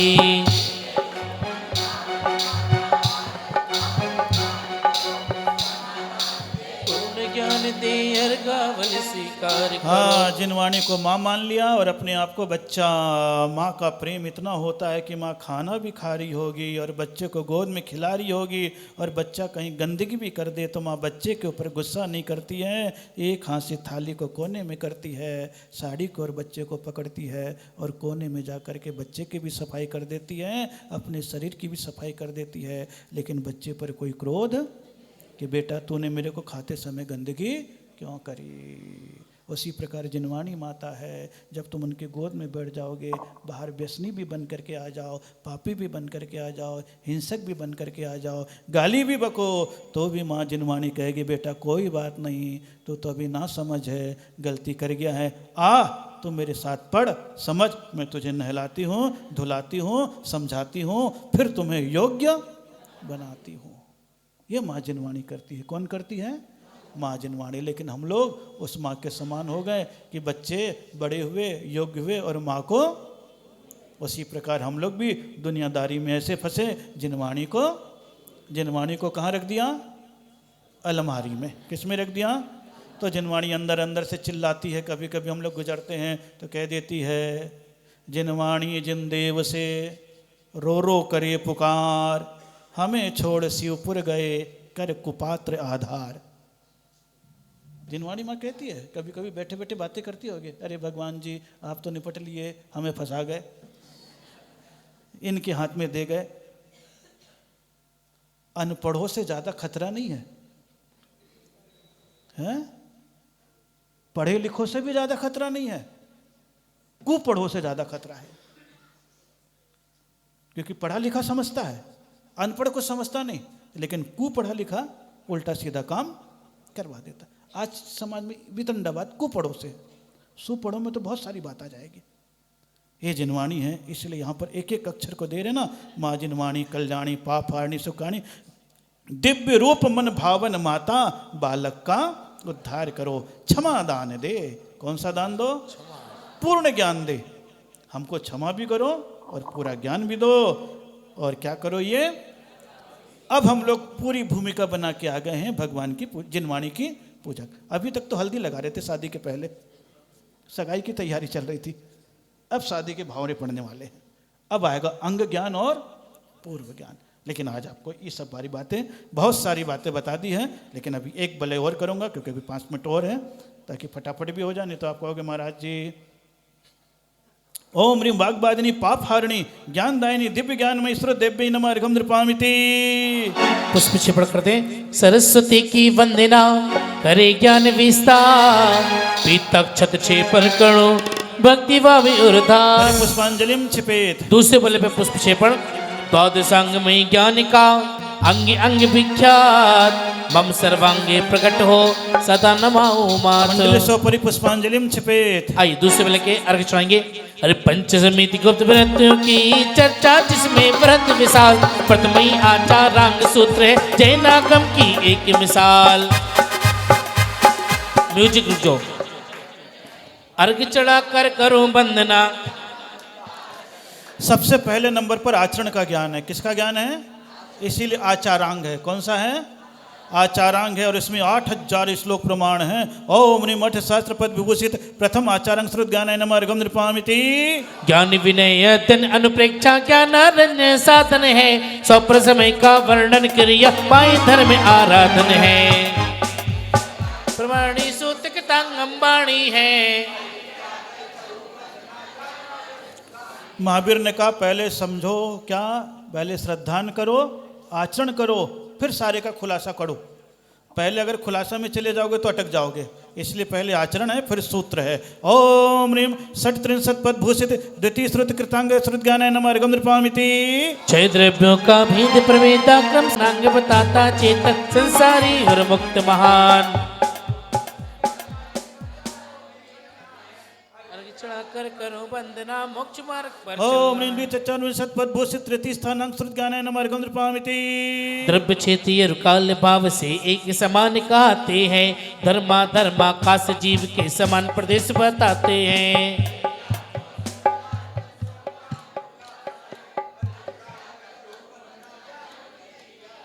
ये पूरा का पूरा सम्यांग अंग है। 45 लाख योजन नरक है, मनुष्य गति 45 लाख योजन, सर्वार्थ सिद्धि 45 लाख योजन, सिद्धिशिला 45 लाख। ये 45 लाख योजन में जीव रहता है। कौन सा जीव?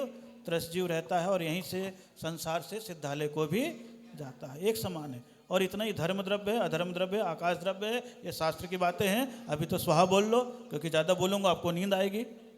क्या आएगी? नींद आएगी। और ज़्यादा बोलूँगा तो गुस्सा आएगी। और ज़्यादा बोलूँगा तो बोले पीछे का पन्ना पेज देखोगे कि बिन जाने व जान के कितना पेज बचा है। तो इतना हो, उसके पहले मैं फटाफट काम कर दूं। ओम ह्रीं द्वैलक्षविंशति सहस्त्रपद भूषित पंचम व्याख्या प्रज्ञप्ति श्रुत ज्ञानाय नमः अर्घ्यं नृपामिति। समूसरण में गणधर द्वारा प्रश्न सदा पूछे जाते, 60,000 प्रश्न के उत्तर प्रज्ञा प्रगति में पाते।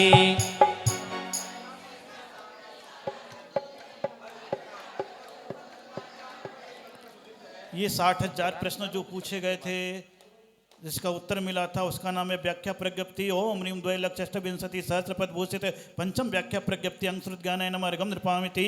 गणधर तीर्थंकर चक्रिया कामदेव नारायण हो, दिव्य ध्वनि का समय बताते ग्रंथ कथा पारायण हो। 5,56,000 पद से ग्रंथ सुशोभित है। ओम ह्रीं ज्ञात्री कथा, ये सब मुनि राजों की कथा है। गणधर की, तीर्थंकर की, चक्रवर्ती के जो पुराण आप पढ़ते हो इसमें वर्णन मिलेगा। इसको कहते ज्ञात्री कथा। अगर ये पुराण लिखे हुए नहीं होते तो फिर क्या होता? पता लगता है क्या होता? पंचकल्याणक पता लगता क्या? लेकिन फालतू में लोगों ने कह दिया पंचकल्याणक की कथा है, पुराण है, इसमें तो कथाएं हैं और कथाओं से जीवन क्या होता है। लेकिन ख्याल करना, बिना कथा पढ़े शास्त्र में घुस जाओगे तो भटक जाओगे। इसलिए प्रथमान योग भी पढ़ो। भक्तामर में इसलिए कह दिया त्वत्संकथापि जगताम दुरितानि। हे आदिनाथ भगवान, आपकी कथा को पढ़ूंगा ताकि मेरा अज्ञान अंधकार। इसलिए जब भी ग्रंथ पढ़ो एक प्रथमान योग भी जरूर पढ़ो। क्या पढ़ो? हाँ, कितना भी भोजन गरिष्ठ करो, पानी तो पीना ही, पानी तो लेना ही। चाहे वो फेंके, हाथ धोने में बर्बाद करो, दूध को बर्बाद नहीं करोगे, पानी को तो कर सकते हो। प्रथमान योग की कथाओं में सामान्य रूप से वर्णन छोड़ भी देते हैं और इतनी अच्छी चीज़ें हैं। ओम ह्रीं पंचलक्ष षट पंचाशत सहस्त्र मुक्ति भूषित ज्ञात्रिक धर्म कथांग श्रुत ज्ञानाय नमः अर्घ्यं नृपामिति। 11,70,000 से सफल धर्मग्रस्तों का वर्णन, प्रतिमाओं का पालन करना और बिताना प्रति जीवन।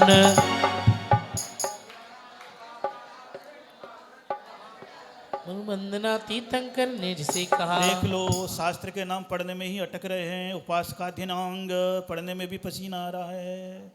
क्या रहा पढ़ने में, हे भगवान क्या लिखा है, पंडित जी फटफट बोल रहे हैं, अरे नहीं।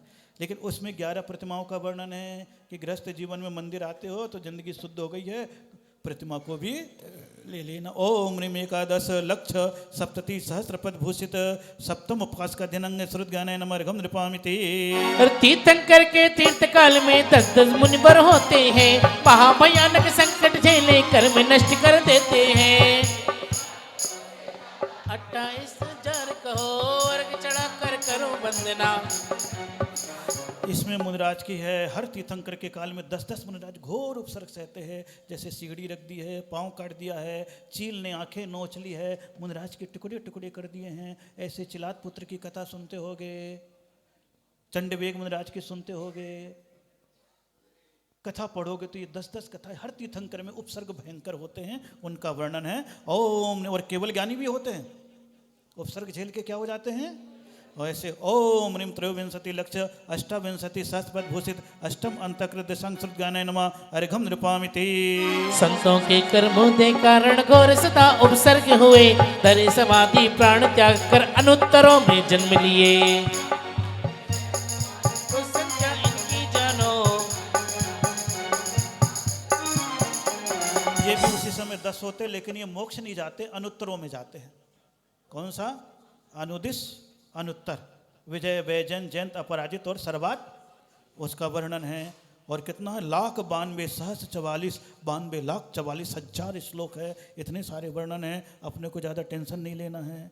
जो किताब में लिखा पढ़ लोगे, छोटी छोटी कथाएं मिल जाएगी। ओम ह्रीम 2 सहस्रपद भूषित 9 अनुत्तरोपाधिक दशांग शुद्ध ज्ञानाय नमः अर्घम नृपामिति। युक्ति ने निक्षेपों द्वारा प्रश्नों का उत्तर मिलता, सुख दुख लाभ पराजय जय या जन्म मरण नहीं चलता।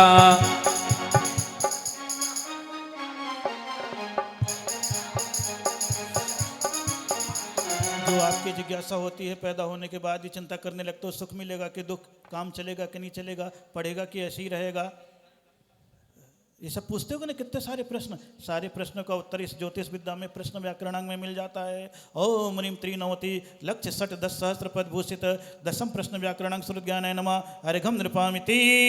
कर्म सुबह सुबह उदय फल दिया, वर्ण सूत्र विपाक है, द्रव्य क्षेत्र अरुकाल भाव से कहा गया जिन भास है।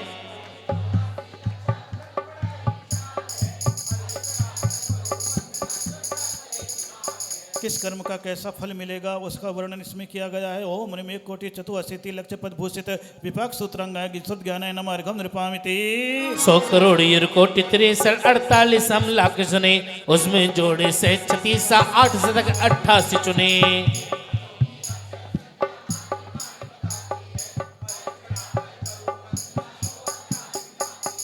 हाँ, 1 अरब 63 करोड़ 48 लाख 36,888 एक पद में इतनी संख्याएं होती है। अब आपको अभी कोई मतलब नहीं है, लेकिन एक एक वर्णन शास्त्रों में जब पढ़ोगे तो आपको बड़ी गंभीरता से पूरे शास्त्र का अध्ययन हो जाएगा। पन्ने पलटने की जरूरत नहीं पड़ेगी, बस डिटेल में जानना है तो फिर किताब खोलना पड़ेगा। सारा वर्णन एक छंद में बना दिया है। ओम ह्रीम 1 अरब 63 कोटि 84 लक्षुति सहस्त्र 8 88 एक पदाक्षर प्रमित श्रुत अक्षराय नमः अर्घम निर्वपामिति। 100 करोड़ 11 अंगों 11 अंगों की पद संख्या 4 कोटि और 15 लाख 2000 मिला कर जानो, द्वादश अंग है अंतिम साख।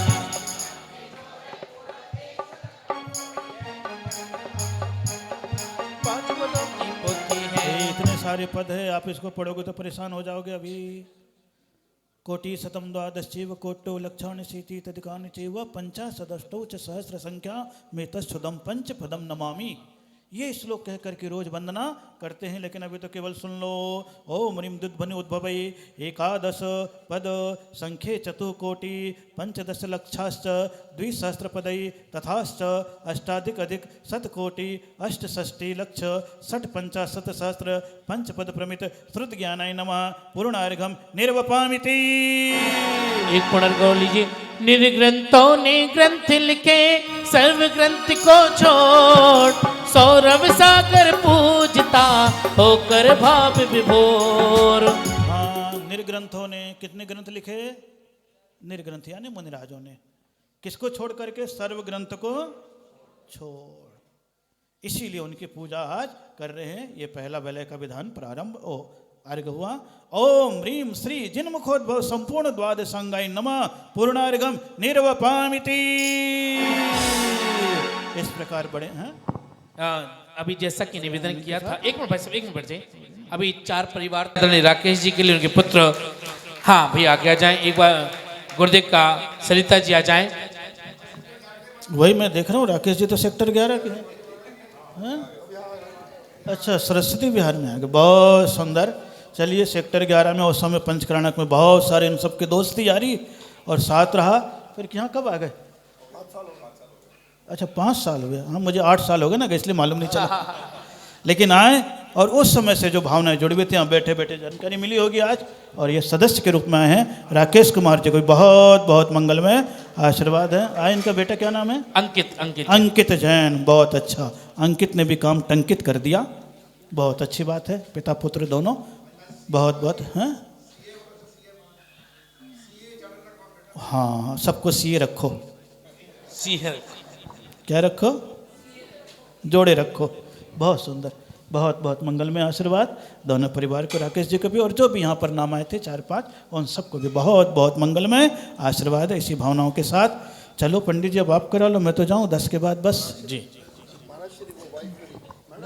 उधर सरिता जी, अंकित जी की मम्मी। जो बहुत अच्छा, सरिता जी बहुत सुंदर,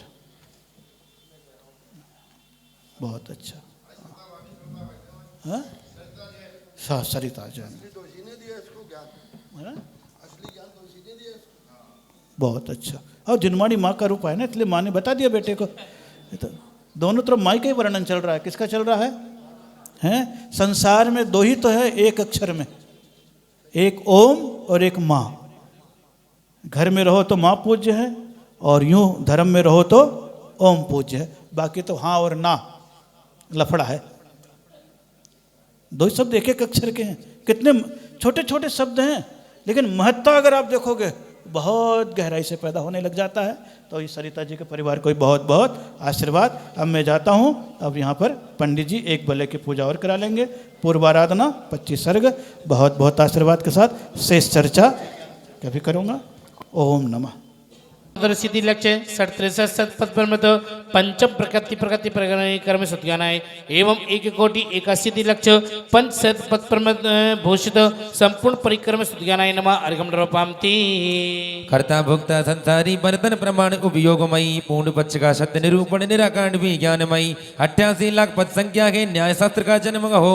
हरि कृष्ण कर करूं वंदना धन्य धन्य ये शूद्र कहो। जिन्हें जीवन आ सकले कोई राशि भी बोली है, फिर नंबर नोट करा देना। आप कहना ओम ह्रीम 88 लक्ष पद प्रमत सुतकृतांग सुज्ञानाय नमः अर्घम नरोपामति स्वाहा। महापुरुषों के जीवन गाथा साहत श्रद्धा देती है, मन का संशय तिमिर मिटाकर त्याग भाव भर देती है। दृष्टिपात वर्तमान योग की पद संख्या है 5000। हरि कृष्ण करे करूं वंदना पाप पाप से हो निस्तार। ओम ह्रीम 5 पद प्रमित प्रथमान युग सुज्ञानाय नमः अर्घम नरोपामति स्वाहा। ध्यान साधना जो करे ज्ञान भवन प्रगटाए 14 पूर्व पूजने अर्घा बलि चढ़ाए। नंबर लिख दो, मैं वो ले लूंगा। ओम ह्रीम जिन्मुखोद्भव 14 पूर्व सुज्ञानाय नमः अर्घम नरोपामति स्वाहा। 14 पूर्वोता का प्रतिपादन पूर्वगत दृष्टि बद्धांग बनना मिटना और नित्यता पूर्व इसका व्याख्यान संयोगी जो धर्म कही गए 1 कोटि पद वर्णन गए। हरि के चढ़ाऊं ज्ञान बढ़ाऊं उत्पाद पूर्व को वंदन गए। ओम नि 1 कोटि पद प्रमत प्रथम उत्पाद पूर्व सुज्ञानाय नमः अर्घम नरोपामति। 7 शतक का सुने दुर्भावी चेतन से ज्ञान को पाते गए। हरि कृष्ण करे करूं वंदना ज्ञानी जन मुस्काते गए। ओम नि 60 लक्ष पद प्रमत चतुर्थ आस्ति नास्ति प्रभात पूर्व सुज्ञानाय नमः अर्घम नरोपामति। मति सुत अवधि कुमसो दोनों चतुर गति में होती गए। भेद विषय फल परिभाषा पद नून 1 कोटि गए। हे गुरुदेव नमोस्तु। जयकारा गुरुदेव का। प्रभु जी आचार्य भगवान सौरभ सागर जी गुरुदेव की। आइए अर्घम नरोपामति। बिल्कुल 1 अक्षर से भी छोटा। और लेकिन वही सर्वार्थ सिद्धि में चला जाता है तो 33 सागर तक चर्चा करता है। ओम निमित्त चरण सद्भूषित कृति स्थानं सत्ज्ञानेन मार्गं प्रपामिति द्रव्य क्षेत्रीय काल निपाव स्वाहा ध्यान साधना जो करेंगे ज्ञान भवन प्रगटाय नाइन मार्गं प्रपामिति अंगवह और अंग प्रविष्टा द्रव्य भाव सिद्ध वेदिक हो प्रामाणिक दो ज्ञान जीव में सम्यक ज्ञानी अवेदिक हो ये द्वादश सांगिक अंग का मात्र ज्ञान प्रदाता गए मंत्र साथ लिखकर दर्शेना अक्षर साथ प्रदान किया अर्थ बलि से शिष्य बल अंतर मंत्र सिद्ध वरदान दिया आज्ञाकारी में भोजो सदर भावना और सदर जान में सब नहीं करते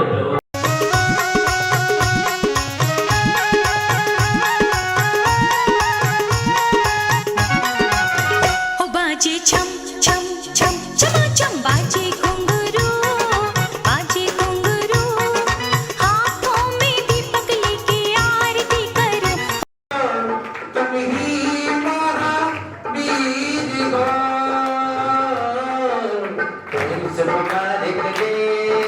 प्रेम मुबारक दे तेरे पापों को नसाएंगे सौरभ सागर नाम हमको प्राणों से भी प्यारा है सौरभ सागर नाम हमको प्राणों से भी प्यारा है जीवन का सहारा है कीर्तन की है रात बाबा आत्मा परम श्रद्धेय गुरुवर आचार्य श्री सौरभ सागर जी महाराज जी की जय। गुरुवर महिमा तेरी गाने को मैं शब्द ढूंढती हूँ गुरु महिमा तेरी गाने को मैं शब्द ढूंढती हूँ कैसे रे भाव में जुबा ढूंढती हूँ गुरु महिमा तेरी गाने को मैं शब्द ढूंढती हूँ गुरु महिमा तेरी गाने को मैं शब्द ढूंढती हूँ ज्ञान के ग्रंथ सब मैंने खोज लिए ज्ञान के ग्रंथ सब मैंने खोज लिए पर तेरे योग के पद ना मुझको दिखाई दिए पर तेरे योग के पद ना मुझको दिखाई दिए कोई सागर तना कैसे बांध सके हो गए वो भी पल जितने प्रयास किए भी नहीं युक्ति कोई अब मैं ढूंढती हूँ फिर नहीं युक्ति कोई मैं ढूंढती हूँ गुरु महिमा तेरी गाने को मैं शब्द ढूंढती हूँ गुरु महिमा तेरी गाने को मैं शब्द ढूंढती हूँ कैसे भाव में जुबा ढूंढती हूँ गुरु महिमा तेरी गाने को मैं शब्द ढूंढती हूँ मैंने भगवान को कभी देखा नहीं तुमको देखा तो माना तुमसे अलग हो नहीं मैंने भगवान को कभी देखा नहीं तुमको देखा तो माना तुमसे अलग हो नहीं ब्रह्मा विष्णु में शिव तीनों तुम में बसे तेरा जैसा कोई तीनों लोक में नहीं तेरे चरणों में अपनी जगह ढूंढती हूँ गुरु महिमा तेरी गाने को मैं शब्द ढूंढती हूँ गुरु महिमा तेरी गाने को मैं शब्द ढूंढती हूँ कैसा वे भाव वे जुबा ढूंढती हूँ गुरु महिमा तेरी गाने को मैं शब्द ढूंढती हूँ तू ही माता पिता तुम ही बंधु सखा धन्य वे शिव जिस पर तुमने हाथ है रखा तू ही माता पिता तुम ही बंधु सखा धन्य वे शीश जिस पर तुमने हाथ है रखा फूल जैसी मधुर मुस्कान है फूल सा खिल गया जिसने रूप है लगा कोई सी तुमको अपना दूं यही ढूंढती हूँ कोई सी तुमको उपमा दूं यही ढूंढती हूँ गुरु महिमा तेरी गाने को मैं शब्द ढूंढती हूँ। हाँ संयम आए और एक भजन अपना यहाँ पर प्रस्तुत कर रहे हैं।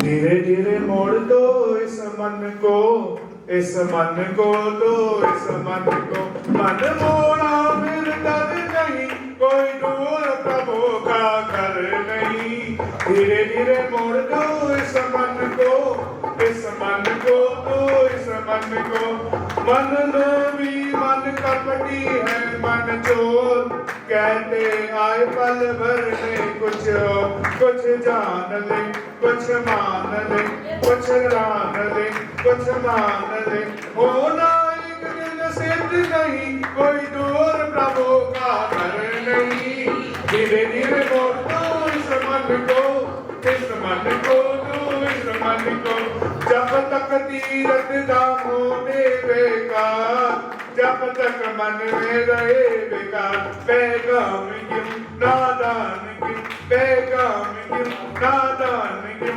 गफलत ऐसी कर नहीं कोई दूर प्रभु का घर नहीं धीरे धीरे मोड़ दो इस मन को इस मन को दो इस मन को जीत लिया मन में ईश्वर दूर नहीं जान बूझ क्यों कम मन क्यों अभ्यास से वैराग से कुछ होना दुष्कर नहीं कोई दूर प्रभु का घर नहीं धीरे धीरे बोल दो इस मन को इस मन को दो इस मन को मन मोड़ा फिर डर नहीं कोई दूर प्रभु का घर नहीं। बहुत अच्छा प्रयास। ज्ञान की पीला दो गुरुदेव कर्म सारे कट जाएंगे ओ बुद्धि ज्ञान की पीला दो गुरुदेव कर्म सारे कट जाएंगे 4 महीने गर्मी हो 4 महीने गर्मी हो पंखा जान का चला दो गुरुदेव कर्म सारे कट जाएंगे पंखा जान का चला दो गुरुदेव कर्म सारे 4 महीने बारिश छतरी जान की उड़ा दो गुरुदेव कर्म सारे कट जाएंगे वो छतरी जान की उड़ा दो गुरुदेव कर्म सारे कट जाएंगे वो मोटी जान की पीला दो गुरुदेव कर्म सारे कट जाएंगे 4 महीने सर्दी हो 4 महीने सर्दी हो वो संयम ज्ञान का उड़ा दो गुरुदेव कर्म सारे कट जाएंगे वो संयम ज्ञान का उड़ा दो गुरुदेव कर्म सारे कट जाएंगे वो बुद्धि ज्ञान की पीला दो गुरुदेव कर्म सारे कट जाएंगे वो बुद्धि ज्ञान की पीला दो गुरुदेव कर्म सारे कट जाएंगे। नमस्ते नमस्ते। बहुत अच्छा भजन यहाँ पर अंजू जी ने प्रस्तुत किया।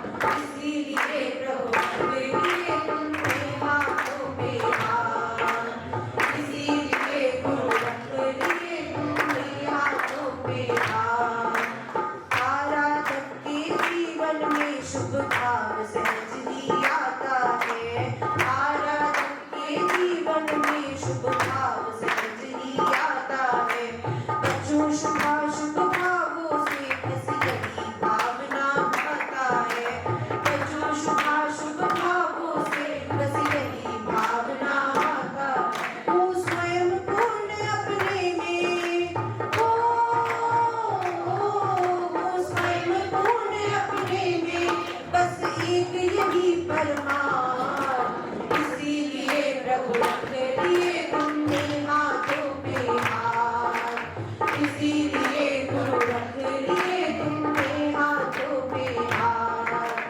ऋषियों की अभिलाषा ले जो शरण आपकी आते हैं, ऋषियों की अभिलाषा ले जो शरण आपकी आते हैं। वीतराग मुद्रा लख कर वो निर्वांछन हो जाते हैं, वीतराग मुद्रा लख कर वो निर्वांछन हो जाते हैं। भिक्षा लेने आते हैं और दीक्षा लेके जाते हैं, अपनी प्रभुता अपने में प्रगटे अपने लिया, अपनी प्रभुता अपने में ही प्रगटे अपने आप। कोई न दे सकता है इस जग में किसी का साथ, इसीलिए प्रभु रख लिए तुमने हाथों पे हाथ, इसीलिए गुरु रख लिए तुमने हाथों में हाथ। जयकारा गुरुदेव का। जुड़े, जैसा कि आपको मालूम होगा कि अभी आपके मन की कोई जिज्ञासा आपके मन में है, तो वह भी हम गुरु के चरणों से जुड़कर जरूर अपनी यहाँ पर जिज्ञासा का समाधान करेंगे। लेकिन उससे पहले मैं आपको बताना चाहता हूँ कि आप सभी को मालूम होगा कि परम पूज्य आचार्य श्री सौरभ सागर जी महाराज की प्रेरणा से मुरादनगर गंगा नहर पर एक दिव्यांगों के लिए जीवन आशा हॉस्पिटल का निर्माण हुआ है, जिसमें जिन लोगों के हाथ और पैर किसी कारणवश छिन्न भिन्न हो, सेवा के तीर्थ पर हम सभी लोग धीरे धीरे जुड़ते जा रहे हैं। जीवन आशा हॉस्पिटल में कैंसर के इलाज के लिए भी हॉस्पिटल की प्राथमिक सुविधाओं का कार्य वहां पर शुरू होने जा रहा है। आप सभी लोग वाकिफ होंगे कि आचार्य श्री का मंगल आगमन हमारे रोहिणी पीतमपुरा क्षेत्र में हुआ है, और हम सभी लोग उस जीवन आशा परिवार से धीरे धीरे जुड़ते जा रहे हैं, और वह परिवार लगातार बढ़ता जा रहा है। उसी क्रम में आज आचार्य श्री का मंगल आगमन सरस्वती विहार जैन मंदिर में हुआ। यहाँ पर भी सहज ही रूप से आज सुबह आचार्य श्री के बहुत पुराने अनन्य भक्त श्री राकेश जी, जो कि सेक्टर 11 से यहाँ पर निवास कर रहे हैं, उन्होंने हमें सुबह में ही उस परिवार से जुड़ने की अपनी स्वीकृति दी, आजीवन सदस्य बनकर। जोरदार तालियों से उनका स्वागत। और कृपया राकेश जी आए, और रमेश जी और हमारे अमित जी कृपया उनका। श्री पी के जैन, रानी जैन, हाँ बाबूराम जी हमारे उनका स्वागत करेंगे। देखिए आप सभी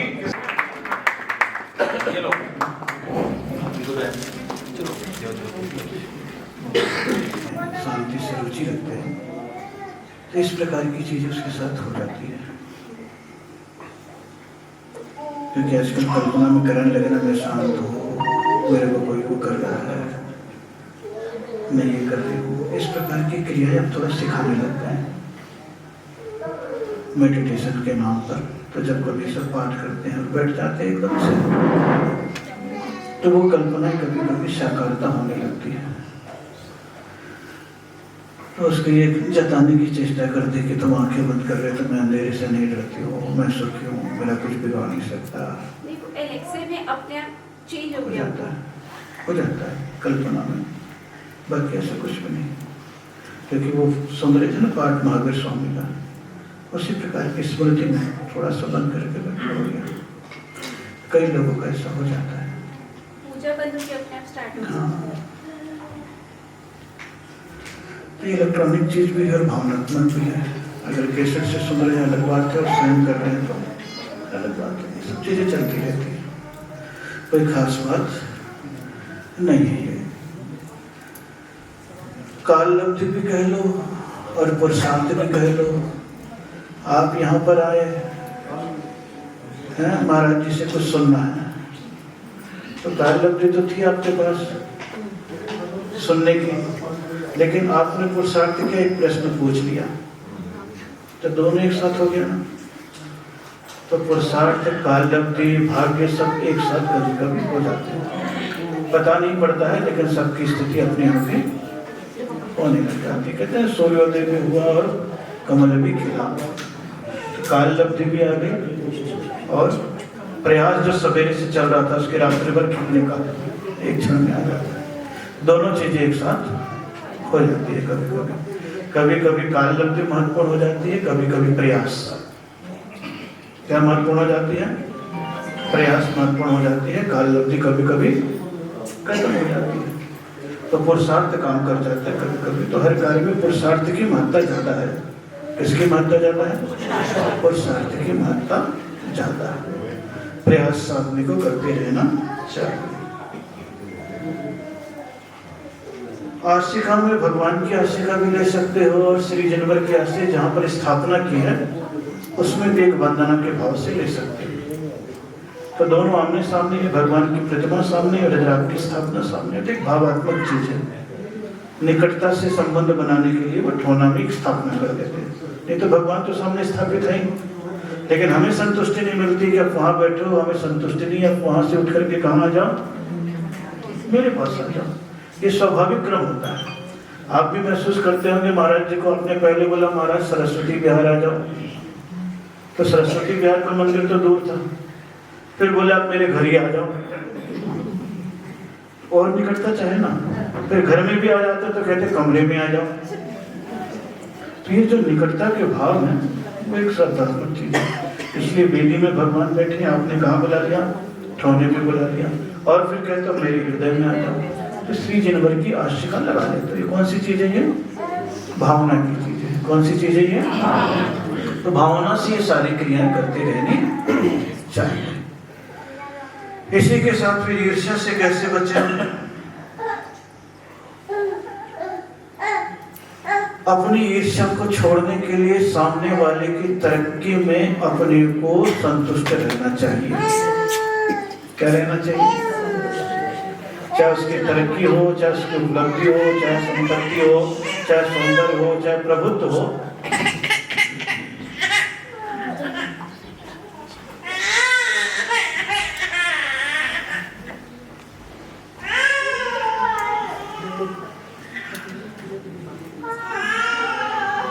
इनको देख करके ये सोचना चाहिए उसका पुण्य है, उसका परिणाम है। मैं ईर्ष्या करके अपने पुण्य को क्यों छेड़ करूं? जब सहज भाव आ जाते हैं तो व्यक्ति फिर ईर्ष्या मैंने ईश्वर में जीने लगता है।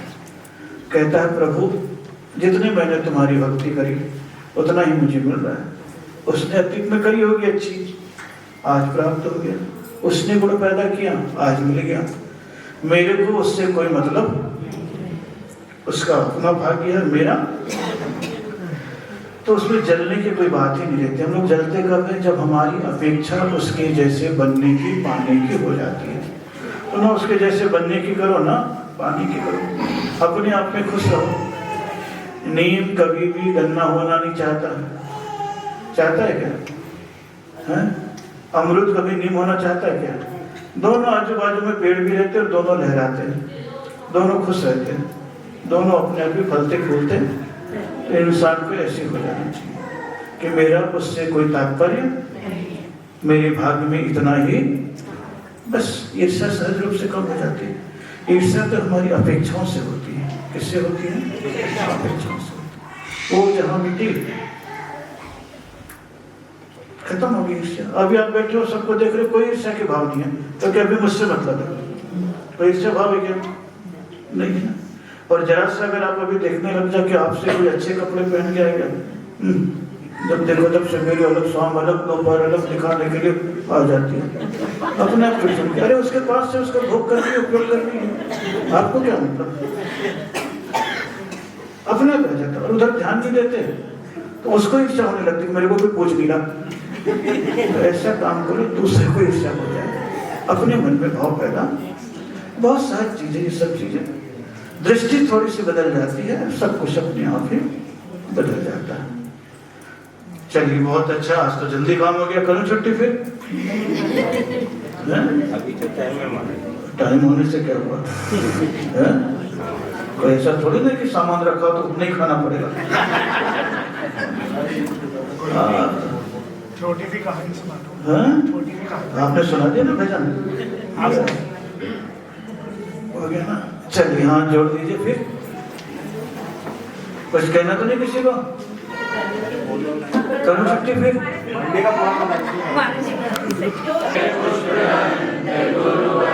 लालो कली को महकते महकते, लालो कली को महकते महकते, गुण की खान रहा तेरे चरण कमल में गुरुवर, तेरे चरण कमल में गुरुवर, अपना मस्तक झुका रहा, अपना